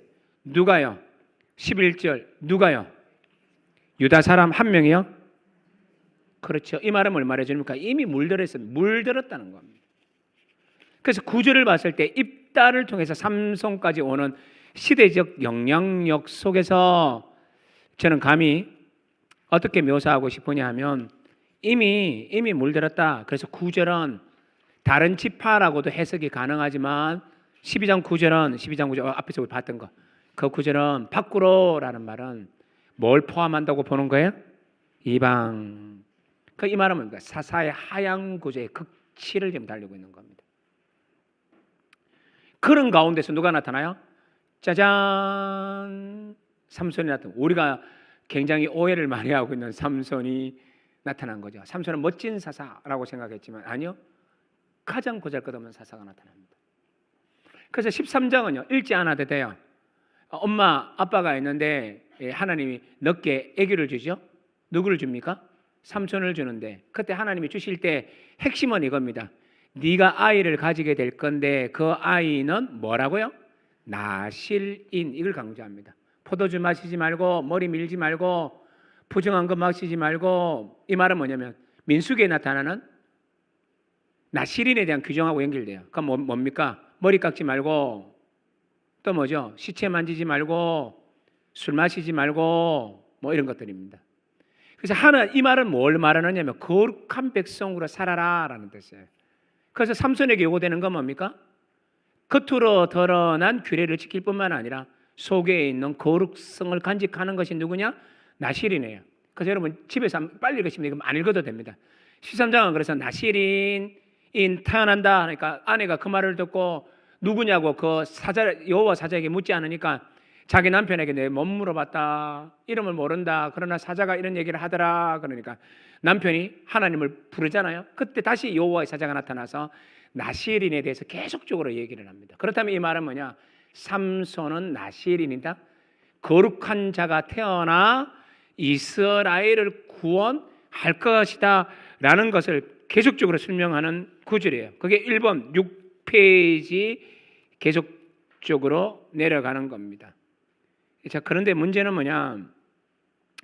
이 나실인의 의미가 무식할 정도로 엉망으로 이제 삼손이 살아간다는 거죠. 그런데 6페이지 하반절 보시죠. 그래서 이제 나실인이 태어났다. 6페이지. 그래서 13장은 이걸로 그냥 끝내요. 하반절에 24절, 25절. 그 예언처럼 여인이 아들을 낳으며 그 이름을 삼손이라 했다. 그 아이가 자라나며 여호와께서 그에게 복을 주셨다. 그 복을 주셔서 어떻게 됐나요? 강한 자가 되고 힘 있는 자가 됐다는 거예요. 하나님의 은혜로 잘 자랐고 힘 있는 자가 됐는데 문제는 뭡니까? 14장부터 엉망으로 사는 거죠. 그래서 25절 소라와 에스다울 사이의 마하네단에서 여호와 영이 그를 움직이기 시작하였더라. 그래서 그는 정말 멋진 사람으로 자라왔다. 그래서 13장까지 읽을 때는 삼손은 어떤 사람이에요? 멋진 사람, 안 멋진 사람?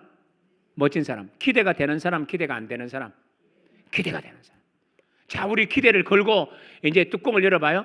이제 소문난 잔치에 왔어요. 이제 먹을 걸 먹으러 왔는데 아니나 다를까 소문난 잔치에 먹을 게 없어요. 그래서 저는 요즘 뷔페 안 가요. 뷔페 안 가요. 그냥 단품, 10,000원짜리라도 단품. 맛있게 하는 집, 깔끔하게 하는 집. 한 그릇 먹고 나면 기분 좋은 집. 뷔페 가면요. 돈이 아까워서 먹다 보면 짜고 나면 힘들고 소화제 먹어야 되고 막 힘들고 막. 그 다음 날 일어나 보면 몸이 부어 있고 뭐 그러잖아요. 무슨 소리 하고 있더라. 어쨌든 그게 지나가요. 그런데 이 나실인의 의미가 무식할 만큼 엉망으로 살아가요. 이건 제가 다 찾아보지는 않겠습니다. 그래서 나실인 서약과 관련된 주요한 금기 사항들을 모두 위반해요. 그 밑에 이제 성경은 13장에 나오는 나실인의 규정이니까 그냥 지나가고요.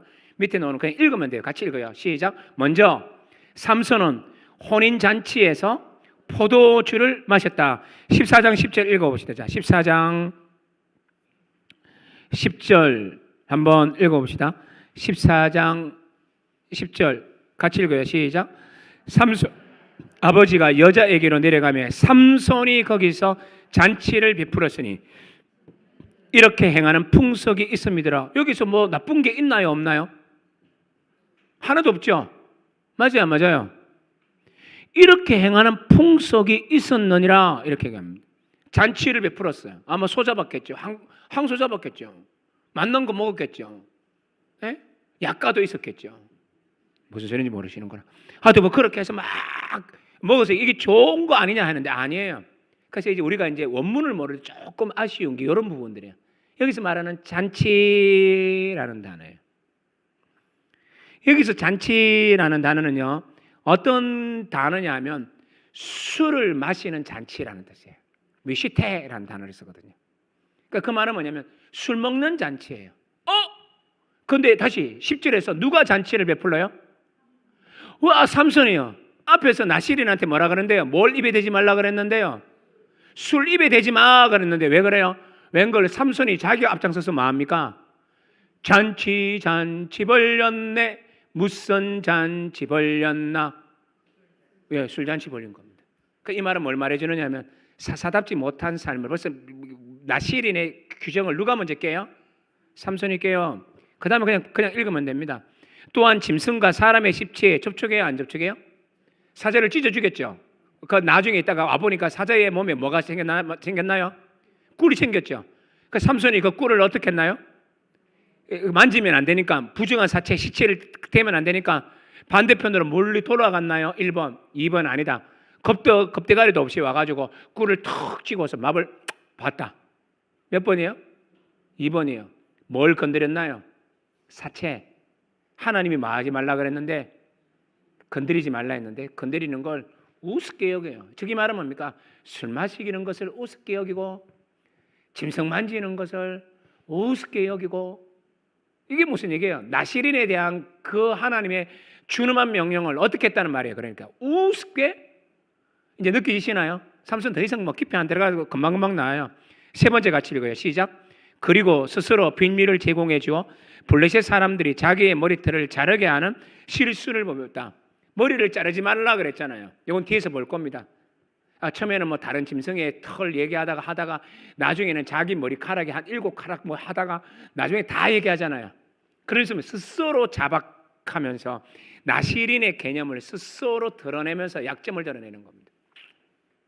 형편없죠? 계속 봅니다. 뿐만 아니라 여호와를 믿지 않는 블레셋 여인과 어떻게 해요? 결혼해요. 그래서 삼손의 여자가 몇 명이었어요? 최소한 3명이에요. 최소한 3명. 밑에서 볼 겁니다. 나아가서 적어도 2명의 다른 블레셋 여인들과 성적인 관계를 가졌다. 왜냐하면 두 번째 자료에서 나타나지 않지만, 그러나 이게 두 번째 자료에서 없다고 해서 없다고 보기는 쉽지 않아요. 안전하게 기록해 놓았기 때문에 제가 이렇게 기록해 놓았지, 실제로는 난잡한 생활을 했다는 거예요. 이해하시겠죠? 여러분, 이런 남자 있으면 여러분 마음에 들어요? 이런 삼손한테 딸 주겠습니까? 어떻게 생각해요? 딸 줘요? 안 주죠. 이게 삼손이에요. 뭐 더 이상 안 봐도 되죠? 이 구절 안 찾아, 일부러 안 찾으려고 하는 겁니다. 그러면 이제 삼손의 여인들이 제일 중요하니까. 왜요? 머리 밀리는 게 여인 때문이었으니까. 그래서 1명, 2명, 3명을 빠르게 이건 강의하는 걸 읽듯이 지나갈 겁니다. 삼손의 여인들, 그래서 마음을 홀킨 여인들. 삼손은 어디에 약한 사사라고 제가 앞부분에서 설명했잖아요. 1강인가 2강에서 얘기했잖아요. 삼손은 어디에 중독된 사사라 그랬죠? 그렇죠, 성중독. 그러니까 여인들 중심으로 보셔야만 돼요. 첫 번째, 딥나에 사는 여인이에요. 이 여인은요, 가슴 쓸리게 하는 여인입니다. 첫눈에 반한 여인이 있었나요? 여러분, 제가 제 아내를 첫눈에 반했을까요? 저는 세상에서 가장 예쁜 여인이 제 아내라고 감히 말해요. 기분 나빠하지 마세요. 기분 나빠하지 마세요. 저는 제 아내한테 하는 얘기니까. 저한테는 제 아내가 세상에서 제일 예뻐요. 뭐 어쩔 수 없어요, 이건요.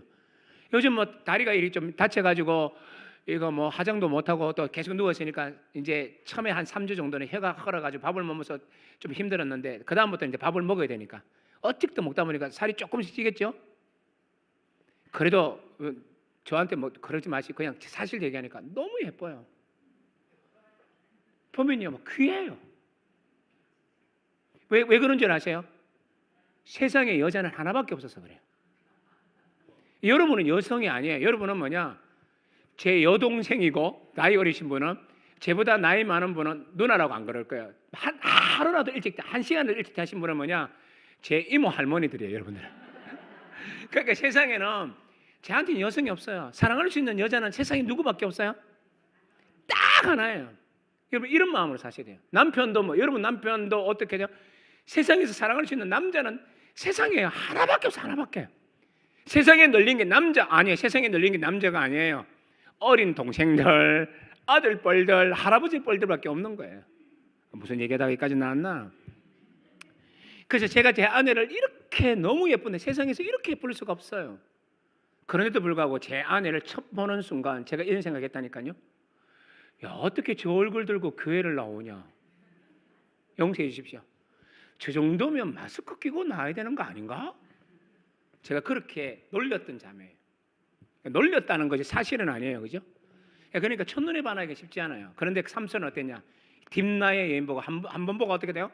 한 번 딱 보자마자 이렇게 돼요. 신중현 씨가 말하는 것처럼 한 번 보고 두 번 이런 얘기 하면 안 되겠다. 너무 천박하다. 이제 이런 노래 안 부를 겁니다. 자, 어쨌든 한 번 보니까 마음을 빼앗겼던 여인이니까 잊을 수 없는 여인이라는 걸 강조하고 있어요. 얼마나 사랑했냐? 계속 빨리 보겠습니다. 아비보다 더 사랑했어요. 삼손의 아내가 그의 앞에서 울며 이르되 당신이 나를 미워할 뿐이요 사랑하지 아니하노다. 우리 민족에게 수수께끼를 말하고 그 뜻을 내게 알려주지 아니하도다 하는지라 삼손이 그에게 이르되 보라 내가 그것을 나의 부모에게도 알려주지 아니하였거늘. 그대에게 알려주리요. 이 말은 나중에 알려줘야 안 알려줘요? 알려줘요. 이 말은 뭐냐면 부모에게도 말하지 않는 건 한 여인에게는 얘기해요. 그 말은 뭘 말할까요? 한 여인에게 빼앗긴 어리석은 남자의 마음을 말해요. 더 설명하지 않아도 되겠죠? 3절 보십시오. 이렇게 말합니다. 그의 부모가 그에게 이르되 네 형제들의 딸 중에서나 내 백성 중에 어찌 여자가 없어서 네가 할례 받지 아니한 블레셋 사람에게 가서 아내를 맞으라 하느냐 하고 아버지가 막 속이 터져가지고 이놈의 자식아 그러지 마라 그랬는데 삼손이 그의 아버지에게 이르되 내가 그 여자를 좋아하오니 나를 위하여 그 여자를 데려오소서. 아버지 말을 거부해요. 그런데 여기에서 우리가 잠깐 멈추셔야 돼요. 예? 그녀에 대한 사랑이 어떻게 해서 이 아버지의 말도 어길 정도가 됐냐라는 걸 좀 이해하려면 19절을 빨리 보시면 돼요. 자, 19절 봅니다. 19절에서 뭐라 그래요? 어떻게 표현됩니까? 같이 읽어요. 시작. 여호와의 영이 삼손에게 갑자기 임하시매 삼손이 아스골롯에 내려가서 그곳 사람 40명을 쳐 죽이고 노력하여 수수께끼 푼 자들에게 옷을 주고 심히 노하여 그의 아버지 집으로 올라갔고 이 말은 뭐냐면 여자가 막 해가지고 알려줬기 때문에 옷을 빼앗겼죠, 그죠? 그래서 분한 거예요. 이 여자 때문에 속았다. 이 여자가 사랑하는 저 남편의 뒤통수를 쳤다. 그래서 어떻게 합니까? 심히 노하여 올라갔어요. 이 말은 뭡니까? 이제 나 너 더 이상 안 봐. 나 너 같은 여자 더 이상 안 봐. 하고 올라갔죠. 맞아요?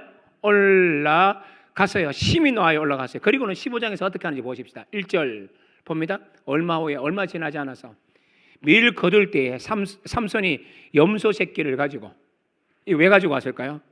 화해를 신청하려고. 그 염소 새끼를 가지고 그의 아내에게로 찾아와서 이르되 내가 내 방에 들어가 내 아내를 보고자 하노라 하니 장인이 들어오지 못하게 하고 왜요? 이미 삼손의 친구에게 이 여자를 줬버렸거든요. 그러니까 올라갔다는 말은 이 여자 안 봐 하고 올라갔어요. 자기에게 모욕을 가하고 자기를 어렵게 만들고 자기의 머리를 덩친 여자.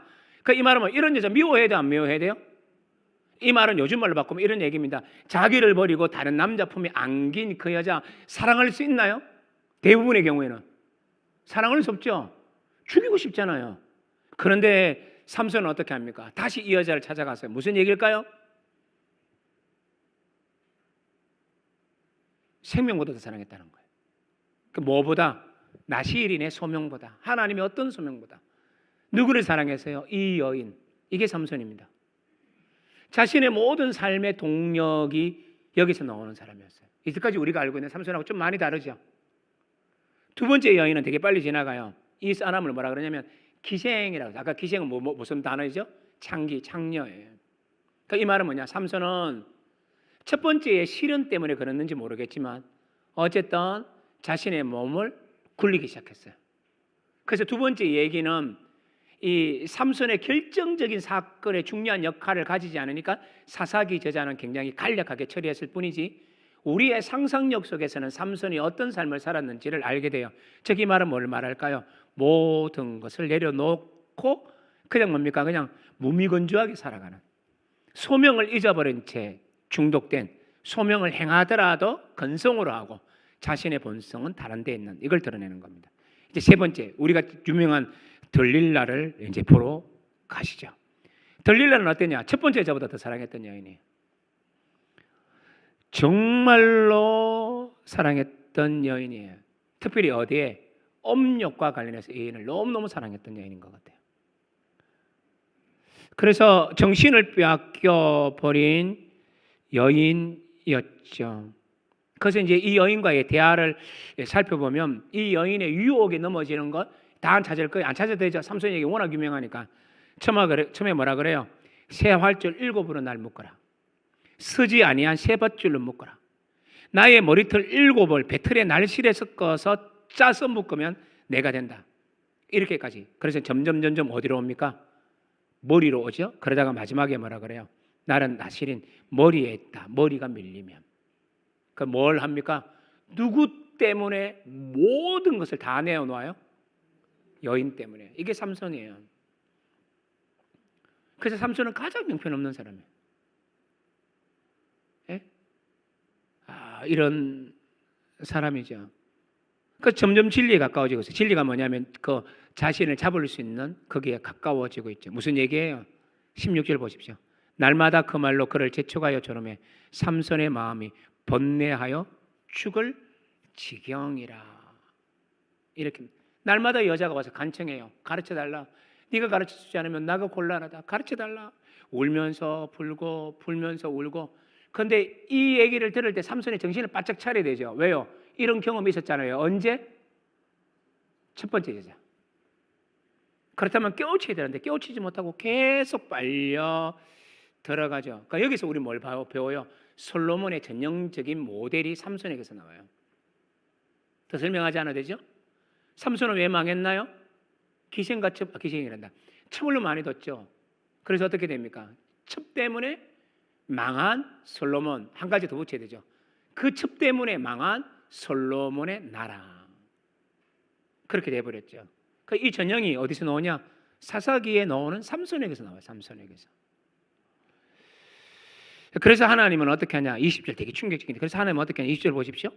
들릴라가 이르되 삼손이여 블레셋 사람이 당신에게 들여닥쳤느니라 하니 삼손이 잠을 깨며 이르기를 내가 친과 같이 나가서 몸을 떨치리라 하였으나 여호와께서 이미 자기를 떠나신 줄을 깨닫지 못하였더라. 이 말은 뭡니까? 하나님의 모든 나실인의 계명을 버리고 음욕에 불탔던 한 남자, 이렇게 되는 겁니다. 제가 여기서 정말 하기 싫은 말이지만, 그래서 너무 하기 싫지만 해야 하고, 너무 강하게 하기 싫어서 짧게 하고 지나가고 싶은 얘기가 있어요. 그러나 이걸 제가 짧게 말했다고 짧은 게 아니에요. 오늘날 한국교회에 하나님께 충성하고 헌신하는 목사님들이 많아요. 나 동의합니다. 귀한 분들이 많습니다. 만나면 고개가 숙여지는 목사님을 지금도 많이 만납니다. 그런데 아쉽게도 그분들만큼이나 있다고는 말하기는 쉽지 않지만 꽤 많은 목사들이 성적 범죄를 저지르고 있습니다.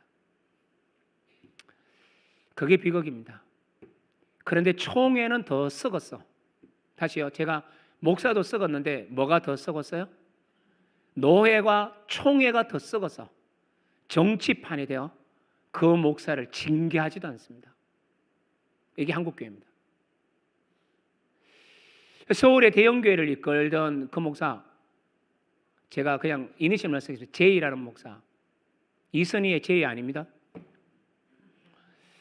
이 녀석은 나보다 나이가 한 살이 많든지 같거나 한 친구입니다. 청년사역을 할 때 이 친구의 얘기를 많이 들었기 때문입니다.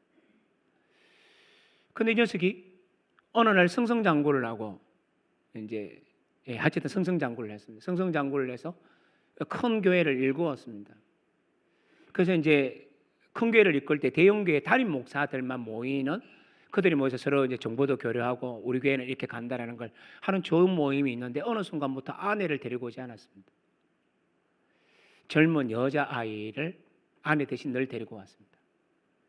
그리고는 사고를 엄청 쳤습니다. 그 노예도 그 총에도 무기력해서 몇 년을 끌었습니다. 그러자 제이는 탈퇴를 하고 다른 곳에 가 젊은이들이 가장 많이 모인다는 서울의 대학가로 가서 새로움이라는 이름의 이미지를 달고 교회를 만들면서 말하기를 뻔뻔스럽게 이렇게 말합니다. 다윗도 용서받았다.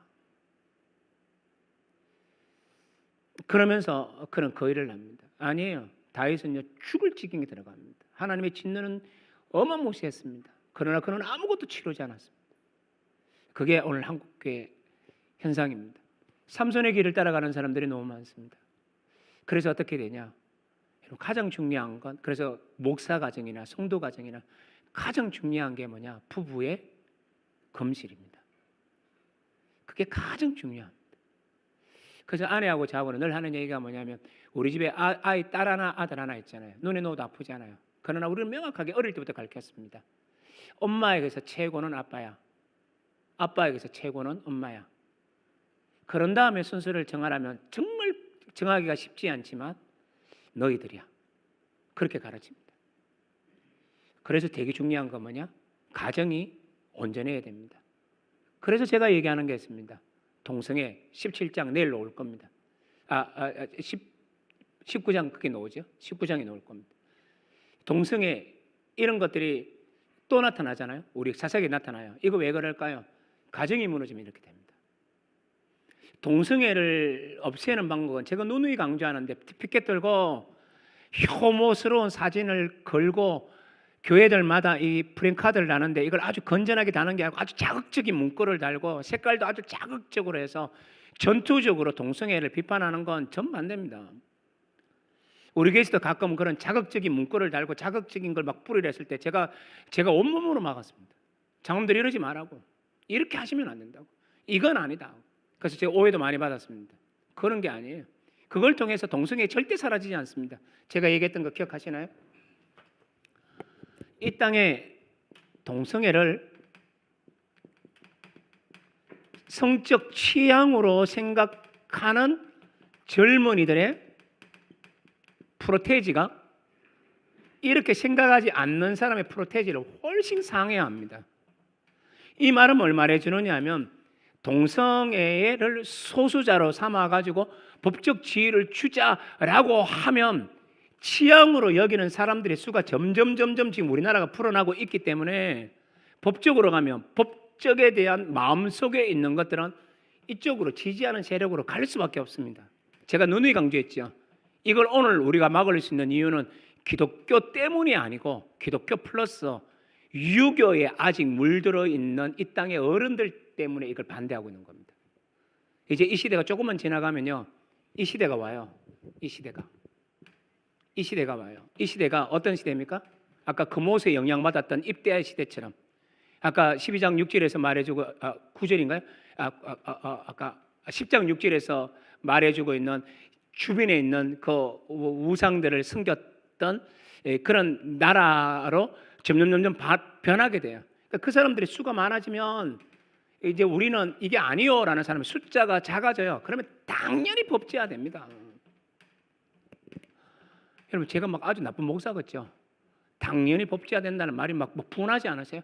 아니 목사님이 어떻게 저 말을 할 수 있냐는 생각 들지 않으세요? 아니에요. 미국 다 넘어갔어요. 서구 다 넘어갔습니다.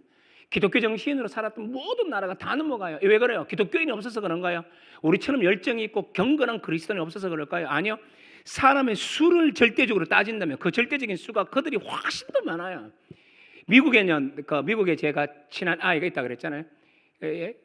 우리 한국에 만나서 얘기도 나누고 하는 그런 애가 있는데 그애한테 물어보면 미국 바이블 벨트도 다 무너졌어요. 바이블 벨트가 뭐냐면 가장 보수적인 거기도 다 무너졌어요 이미. 그렇게 가고 있는데 그럼 우리나라가 뭐 통뼈라고 견딜 수 있겠습니까? 절대 못 막습니다. 그러면 어떻게 하냐? 방법은 딱 두 가지입니다. 첫 번째는 뭐냐? 기독교가 지금이라도 깨어서 참된 기독교 세계관의 우위성을 우리 이 땅에 있는 이제 저는 지금 이제 500만에서 600만을 받아요. 1,200만 아닙니다. 800만요. 웃기는 소리 하지 마라 그래요. 한국 성도 800만 아닙니다. 500에서 600만입니다. 500에서 600만. 800만이라는 속에는 신천지 이런 이단 다 포함된 숫자예요. 이번 주일날 또 신천지 대구에서 또 몇만 모인다 그러죠. 엄청 모인다 그러죠. 그러니까 기독교인 최소한 500만이라도 어떻게 되냐? 어떻게 되냐?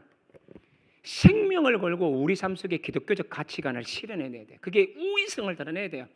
부부가 사는 행복을 우리 안 믿는 친구들이 다 봐야 돼요. 우리의 행복한 모습을 우리의 친구의 아이들이 자기 엄마 아버지를 통해서 우리 가정 얘기를 막 들어야 돼요.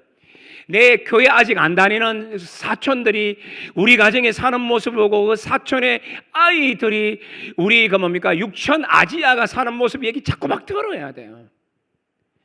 우리가 거룩한 사람, 그래서 이제 세계관을 바깥으로 우리의 세계관의 우위성을 해. 이게 점점 영향력이 퍼지면 취향으로 생각하지 않고 기독교적 세계관으로 다시 전향하는 사람들이 만들어야 돼요. 그렇죠?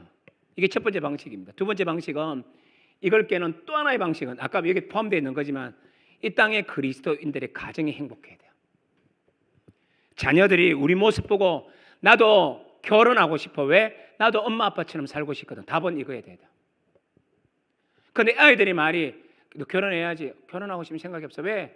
엄마 아빠 보니까 나 하기 싫어. 그러면 우리 진짜 회개해야 돼요. 아빠 사는 거 보니까 그건 진짜 회개해야 돼요. 아니에요. 엄마 아빠처럼 사는 거 보니까 나도 결혼하고 싶어. 그래서 하는 말이 근데 아빠 같은 사람이 없네. 엄마 같은 사람이 없더라. 그러면 이제 부모가 하는 얘기겠죠. 우리도 점점 자라서 그렇게 되는 거야. 그래서 중요한 건 뭐냐? 마음의 동기나 배려하는 모습이나 주님을 섬기는 모습을 잘 보면 이 사람이 자라서 성숙한 사람이 되는 거야. 그렇게 가르쳐. 제 말이 맞다고 생각하는 사람 지금은 해보겠다. 손 들어보세요. 맞다고 생각하는 손. 손 안 드는 강력한 사람은 누구예요? 진짜예요. 이게 우리의 비결이에요.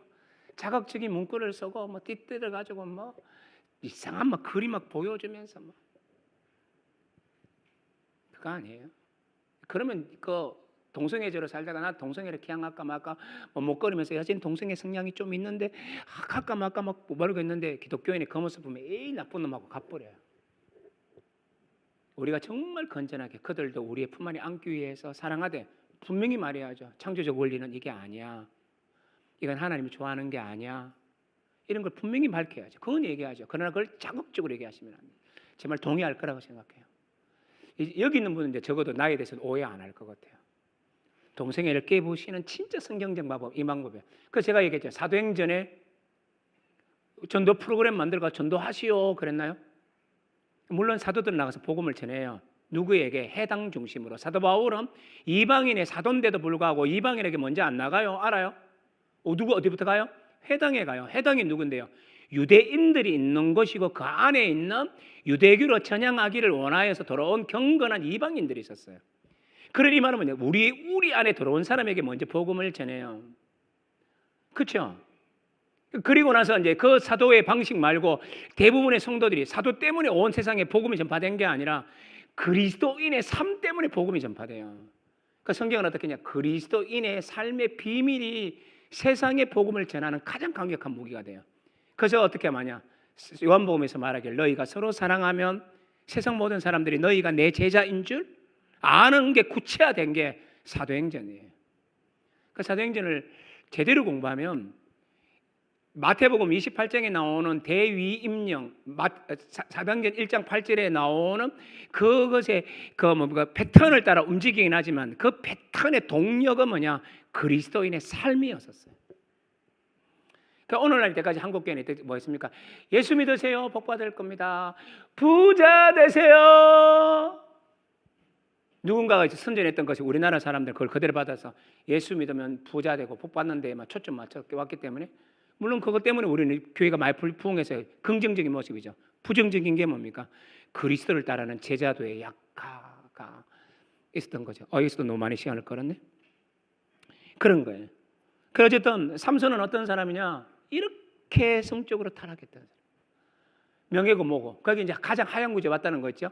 그 다음에 4번은 빨리 지나갈 겁니다. 4번은 뭐냐? 부르짖음을 잃어버린 세대인데요. 이스라엘 백성들이 어려움을 당하면 패턴상 뭐가 나와야 돼요? 압제를 당하고 압제를 당하면 뭐가 나와야 돼요? 회개가 나야죠. 그런데 13장에는요. 부르짖음이 없어요. 아예 없어요. 이 말은 뭐냐? 삼손 시대에 와서 바닥을 쳤다라는 거예요. 마지막 종축까지 왔는 거예요. 어려워도 기도 안 해요. 그래서 아까 5번에서 3,000명이나 와서 뭐라 그럽니까? 기도하지 않고 어떻게 합니까? 도리어 사사를 누구한테 내놓으려고 그래요? 블레셋에 내놓으려고 그러잖아요. 이런 시대가 되어버렸어요. 기도하지 않는 시대. 오늘날 한국의 그리스도인들이 기도하고 있을까요?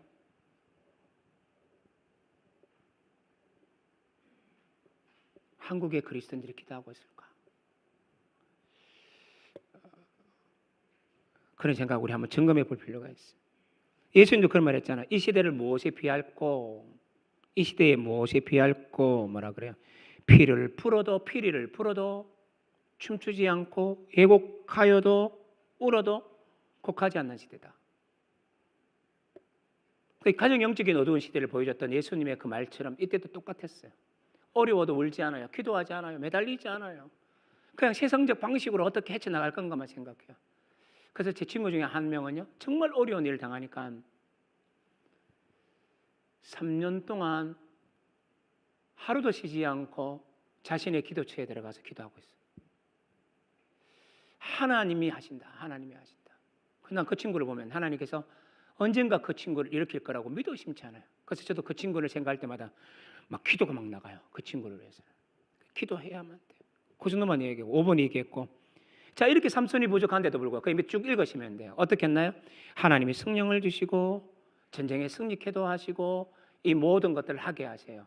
그러면 삼손이 정말 대단한 사람이기 때문에 그럴까요?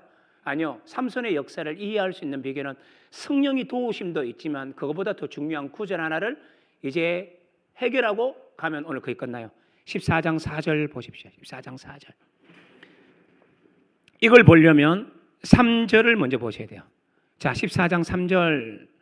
그의 부모가 그에게 이르되 네 형제들의 딸 중에서나 내 백성 중에서 어찌하여 여자가 없어서 이렇게 하느냐 했더니 삼손이 뭐라 그래요? 내가 그 여자를 좋아하오니 나를 위하여 그 여자를 데려오소서 하니라. 아까 이건 제가 굉장히 부정적으로 해석했잖아요. 맞죠? 그런데 우리나라 4절 보십시오. 이렇게 되어 있습니다. 그 목사님 이건 뭐죠? 그때에 블레셋 사람이 이스라엘을 다스린 까닭에 삼손이 틈을 타서 블레셋 사람을 치려 함이었으나 그의 부모는 이 일이 여호와께로부터 나온 것인 줄을 알지 못하였더라. 이러고 나니까 삼손은 여자의 성에 빠진 남자가 아닌 것처럼 번역되어 있죠. 근데 밑에 번역, 제가 이제 히브리어를 가지고 번역하다 보니까 그대로 번역할 수 없어서 이제 가장 가까운 번역을 가지고 오는 거예요. 이렇게. 자, 4절 읽어요. 느낌이 달라집니다. 그러나 그의 부모는 이 일이 모두 야훼에게 하시는 일인 줄 몰랐다. 끊으셔야 돼요. 그 다음에 하는 말. 그때는 블레셋 사람들이 이스라엘을 지배하던 때였기에 야훼께서 블레셋 사람들을 칠 구실을 마련하고 있는 중이었다. 이 말은 뭡니까? 삼손의 부족함을 사용하시는, 좀 더 정확한 말로, 좋은 단어는 아니지만 정확한 말로 하면 삼손의 부족함을 이용하셔서 블레셋을 치시는 작업을 하시는 거죠. 그렇다면 이 말은 종합을 이렇게 합니다. 하나님이 그를 나실인으로 만들어서 강하게 만들었다. 그래서 이를 통해서 구원하기를 원했는데 삼손은 이 소명을 따라 살지 않고 멋대로 살았다. 그래도 하나님은 이스라엘을 구원하고 싶어서 이 망나니 같은 삼손을 이용하여 구원의 일을 행했다라고 4절을 해석하셔야 돼요. 그러면 이제 앞에서 했던 모든 말들이 여러분 아마 다 이해가 되실 겁니다. 그 삼손이 어떤 사람인지 우리 충분히 이해했죠? 마무리하십시다. 오늘 한 5분 다 하게 됐네요. 입다와 삼손을 통해 몇 가지 숙고할 것, 나머지는 읽으시면 될 것 같고요.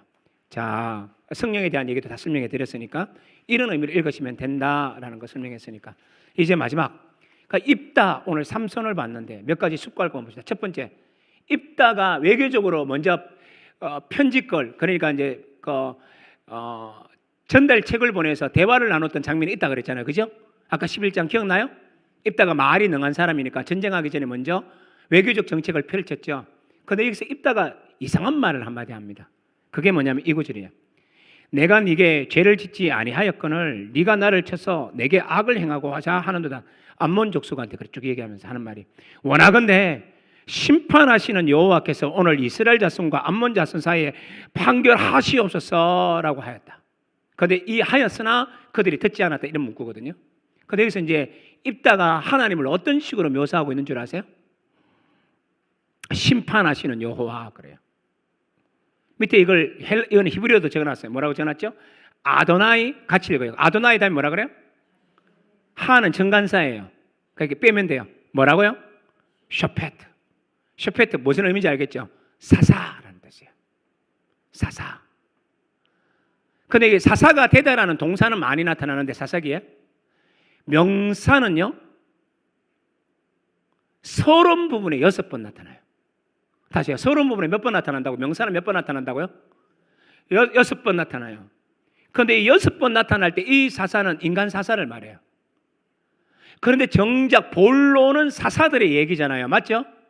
본론은 사사들의 얘기에서는 사사라는 말이 여기서 딱 한 번 나와요. 명사용으로. 그런데 누구한테 붙여요? 하나님에게만 붙여요. 그러니까 이 말을 우리 옛날에 우리 교회에 와서 강해하셨던 김지창 교수님의 글을 읽어보니까 그는 이렇게 말합니다. 이걸 통해서 사사기의 저자는 우리에게 뭔가를 가르쳐준다.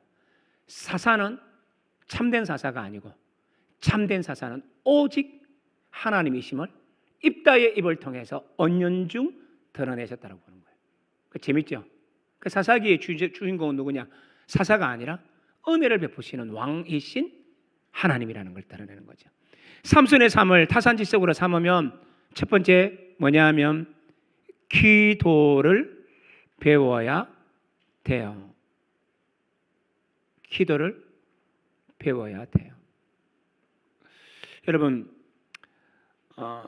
삼손이 기도를 혹시 집에 가서 읽어보세요. 기도를 하나요? 기도는 딱 한 번 나와요. 어디 노는지 아세요? 마지막 신전에서. 이때까지 기도하지 않고 멋대로 살다가 기도를 언제 한다고요? 죽을 때. 비참하지 않습니까? 그러니 이 말은 뭘 말해주느냐면 오늘날 이 땅에 우리들에게 교훈하는 게 많아요. 기도하지 않는 한국교회를 향하여 성도들을 향해서 말하는 겁니다. 언제 기도할래? 기도하지 않다가 어려운 일 당하다가 그래도 기도하지 않고 있다가 기도하는 척만 하고 있다가 완전히 망할 때 기도할래? 라고 묻는 질문일 수 있어요. 그래서 우리는 어떻게 했냐? 기도해야 돼요. 1200만이라 자랑하던 한국교회가 850만으로 들어졌고 앞에서도 뭐라 그랬나요? 850만 원, 500~600만으로 들어져. 저는 볼 때 한 550으로 보는데 이런 교회가 됐어요. 어떻게 하나요? 기도해야지 뭐. 쇼하는 기도 말고요. 우리 오늘 한번 교회에서 모입시다. 사람들이 안 모여. 동원하는 거라마. 동원해. 억지로 와. 앉아있어. 그런 기도회 말고요. 대한독립 만세 외칩시다. 모입시다. 교회가 하나 됩시다. 아무도 안 모여. 그래서 뭐 교회들 담임들마다 뭐 자기 교회에 막 독려해가지고 나오라고 억지로 우겨가지고 사람들 불러 모으는 그런 모임 말고 옛날에 기독교 우리 100주년 기념회 때 옥하는 목사님이 설교했잖아요. 피를 토하면서 모든 집회를 향해서. 그때 생존교회 대구도 했나요? 제가 그때 서울에 있을 텐데. 통곡하듯이 막 절규하듯이 옥하는 목사님이 설교했어요. 회개하고 돌아가자고. 끝나자마자 얼마 지나서 뭐 하는 줄 아십니까? 춤추고 놉니다. 회개도 하나도 안 한 놈들이, 한국교회 성도들이 춤추고 놀아요. 그래서 선포를 이렇게 합니다. 주께서 우리의 모든 죄를 다 사하셨으니 이제 우리 모두 춤을 춥시다. 완전히 쇼를 벌이고 있더라고요. 그런데 또 우리 교회 청년들 중에서 몇 명이 나가서 춤추러 나가길래 내가 막 욕을 했습니다. 안 들어와! 그래서 우리 청년들이 깜짝 놀라서 제가 우리 교회 청년들한테 고함 안 지르거든요. 장난칠 때 축구할 때 고함 지르지 웬만해서는 고함 안 지릅니다. 숙제 안 해오고 성경 공부 안 해오면 내가 의자 들고 꿇 안고 손들을 한 적은 있어도 고함은 안 치거든요. 근데 그날은 화가 엄청 났어요. 쇼하는 그 모임 때문에. 그렇게 애들이 추춤하더라고요. 다 나가! 그 대로 다 나와버렸어요. 그래서 얼마나 울었는지 몰라요. 한국교회는 회개의 모임마저도 쇼하고 있구나. 꾼들이 모여서. 그러니까 꾼들이 장사가 되려면 어떻게 됩니까? 존경받는 한 목사님을 세워야죠. 누굴까요? 옥하는 목사님. 근데 옥하는 목사님 피를 토하면서 설교합니다. 회개하자고. 우리 모두가 엎드리자고. 근데 아무도 엎드리지 않고 이놈의 새끼들. 내가 욕 나왔다. 전부 다 춤추고 날라리 춤추면서 우리에게 하나님이 복을 주실 거고 부흥을 주실 거라 그러는데 어떻게 되냐? 100주년을 기점으로 한국교회는 완전히 망해지고 있잖아요. 쇼하는 그 기도 말고 참된 기도. 무릎을 꿇고 하나님을 향하여 손을 들고 하나님이 우리의 전부라는 거. 그걸 얘기하는 거예요. B. 세상보다 주님 더 사랑해야 돼요. 그 뭐 입다나 삼손에서 배웠잖아요. 두 구절만 봐요. 예수를 너희가 보지 못하였으나 사랑하는도다. 이제도 보지 못하나 믿고 말할 수 없는 영광스러운 즐거움으로 기뻐하니. 우리 이렇게 주님 사랑해야 되지 않을까요? 주님 지금 보지 못해요. 지금도 못 봐요. 예? 기도하면서 한번 보여달라고 하는데 안 보여주고 꿈에나 보여줘요. 그것도 희미하게. 주님 보고 싶어요. 근데 안 보여줘요. 그러나 베드로전서의 수신자들은 어떻게 했나요? 주님 못 봤지만 어떻게 했나요? 주님만 사랑했어요. 믿고 말할 수 없는 즐거움으로 주님만 사랑했어요. 바울도 이렇게 말하죠. 그러나 내게는 우리 주 예수 그리스도의 십자가 외에 결코 자랑할 것이 없으니 그리스도로 말미암아 세상이 나를 대하여 십자가에 못 박히고 내가 또한 세상에 대하여 그러하니라. 내가 너희 중에서 예수 그리스도와 그의 십자가에 못 박히신 것 외에는 아무것도 알지 아니하기로 작정하였음이니라. 이 말을 듣고 입다는 말하죠. 아니요, 그리스도의 십자가 외에 나의 높아짐을 노래하리다. 삼손은 말하죠. 아니요, 그리스도의 십자가보다 여인이 좋사오니. 그랬잖아요. 그런데 우리는 그렇게 살면 안 돼요. 베드로전서와 여기서 말했던 바울의 마지막 성령의 능력으로 살아가야 돼요. 모자란 사람이었는데 그래도 사사가 될 수 있었던 이유가 뭐예요? 성령님 때문에. 맞죠? 이 사사 진짜 아무것도 아닌데 그래도 쓰임받는 이유가 뭐였나요? 성령님의 은혜 때문이었다고. 왜요? 자기 때문이 아니라 민족 때문에. 그러니까 이 땅에 엉망으로 살아가는 지도자들이 쓰임받는 이유는 하나님의 은혜 때문이지만 동시에 그 사람 때문이 아니라 그 백성 때문인 걸 알아야 돼요. 그래서 제가 옛날에 이런 얘기 한 적이 있어요. 어떤 교파에 대지 사명제라고 얘기한 적도 있었고요. 그 길을 따라가는 한국교회의 어떤 목사도 제가 비판한 적이 있었어요. 그러니까 이렇게 가면 안 돼요. 초원부에 잘 다니다가 망해지는 것. 그럼에도 불구하고 그 교회가 쓰임받고 있는 이유는 뭔가? 그 사람 때문이 아니에요. 전 100% 말할 수 있습니다. 그 사람 때문에 그 교회를 사용하는 게 아니에요. 그 교회 성도들이 불쌍해서 하나님이 지금 어쨌든 잡고 계신 거예요. 이걸 그 사람들이 몰라요. 그러니까 엉뚱한 짓을 저지르고 있죠. 무슨 소리인지 알 겁니다. 그런 의미에서 우리가 이 사사기를 보면서 배울 거예요. 오늘은 제가 다른 날보다 조금 더 강하게 얘기했네요. 그죠? 이제 내일은 본격적으로 현 세대를 볼 수 있는 얘기까지 얘기하겠습니다. 오늘 제가 10분을 대해서 죄송합니다. 그럼에도 불구하고 8분밖에 안 넘었어요. 다른 날에 비하면 엄청 잘한 거예요. 자, 여러분 수고하셨습니다. 박수로 끝마치겠습니다.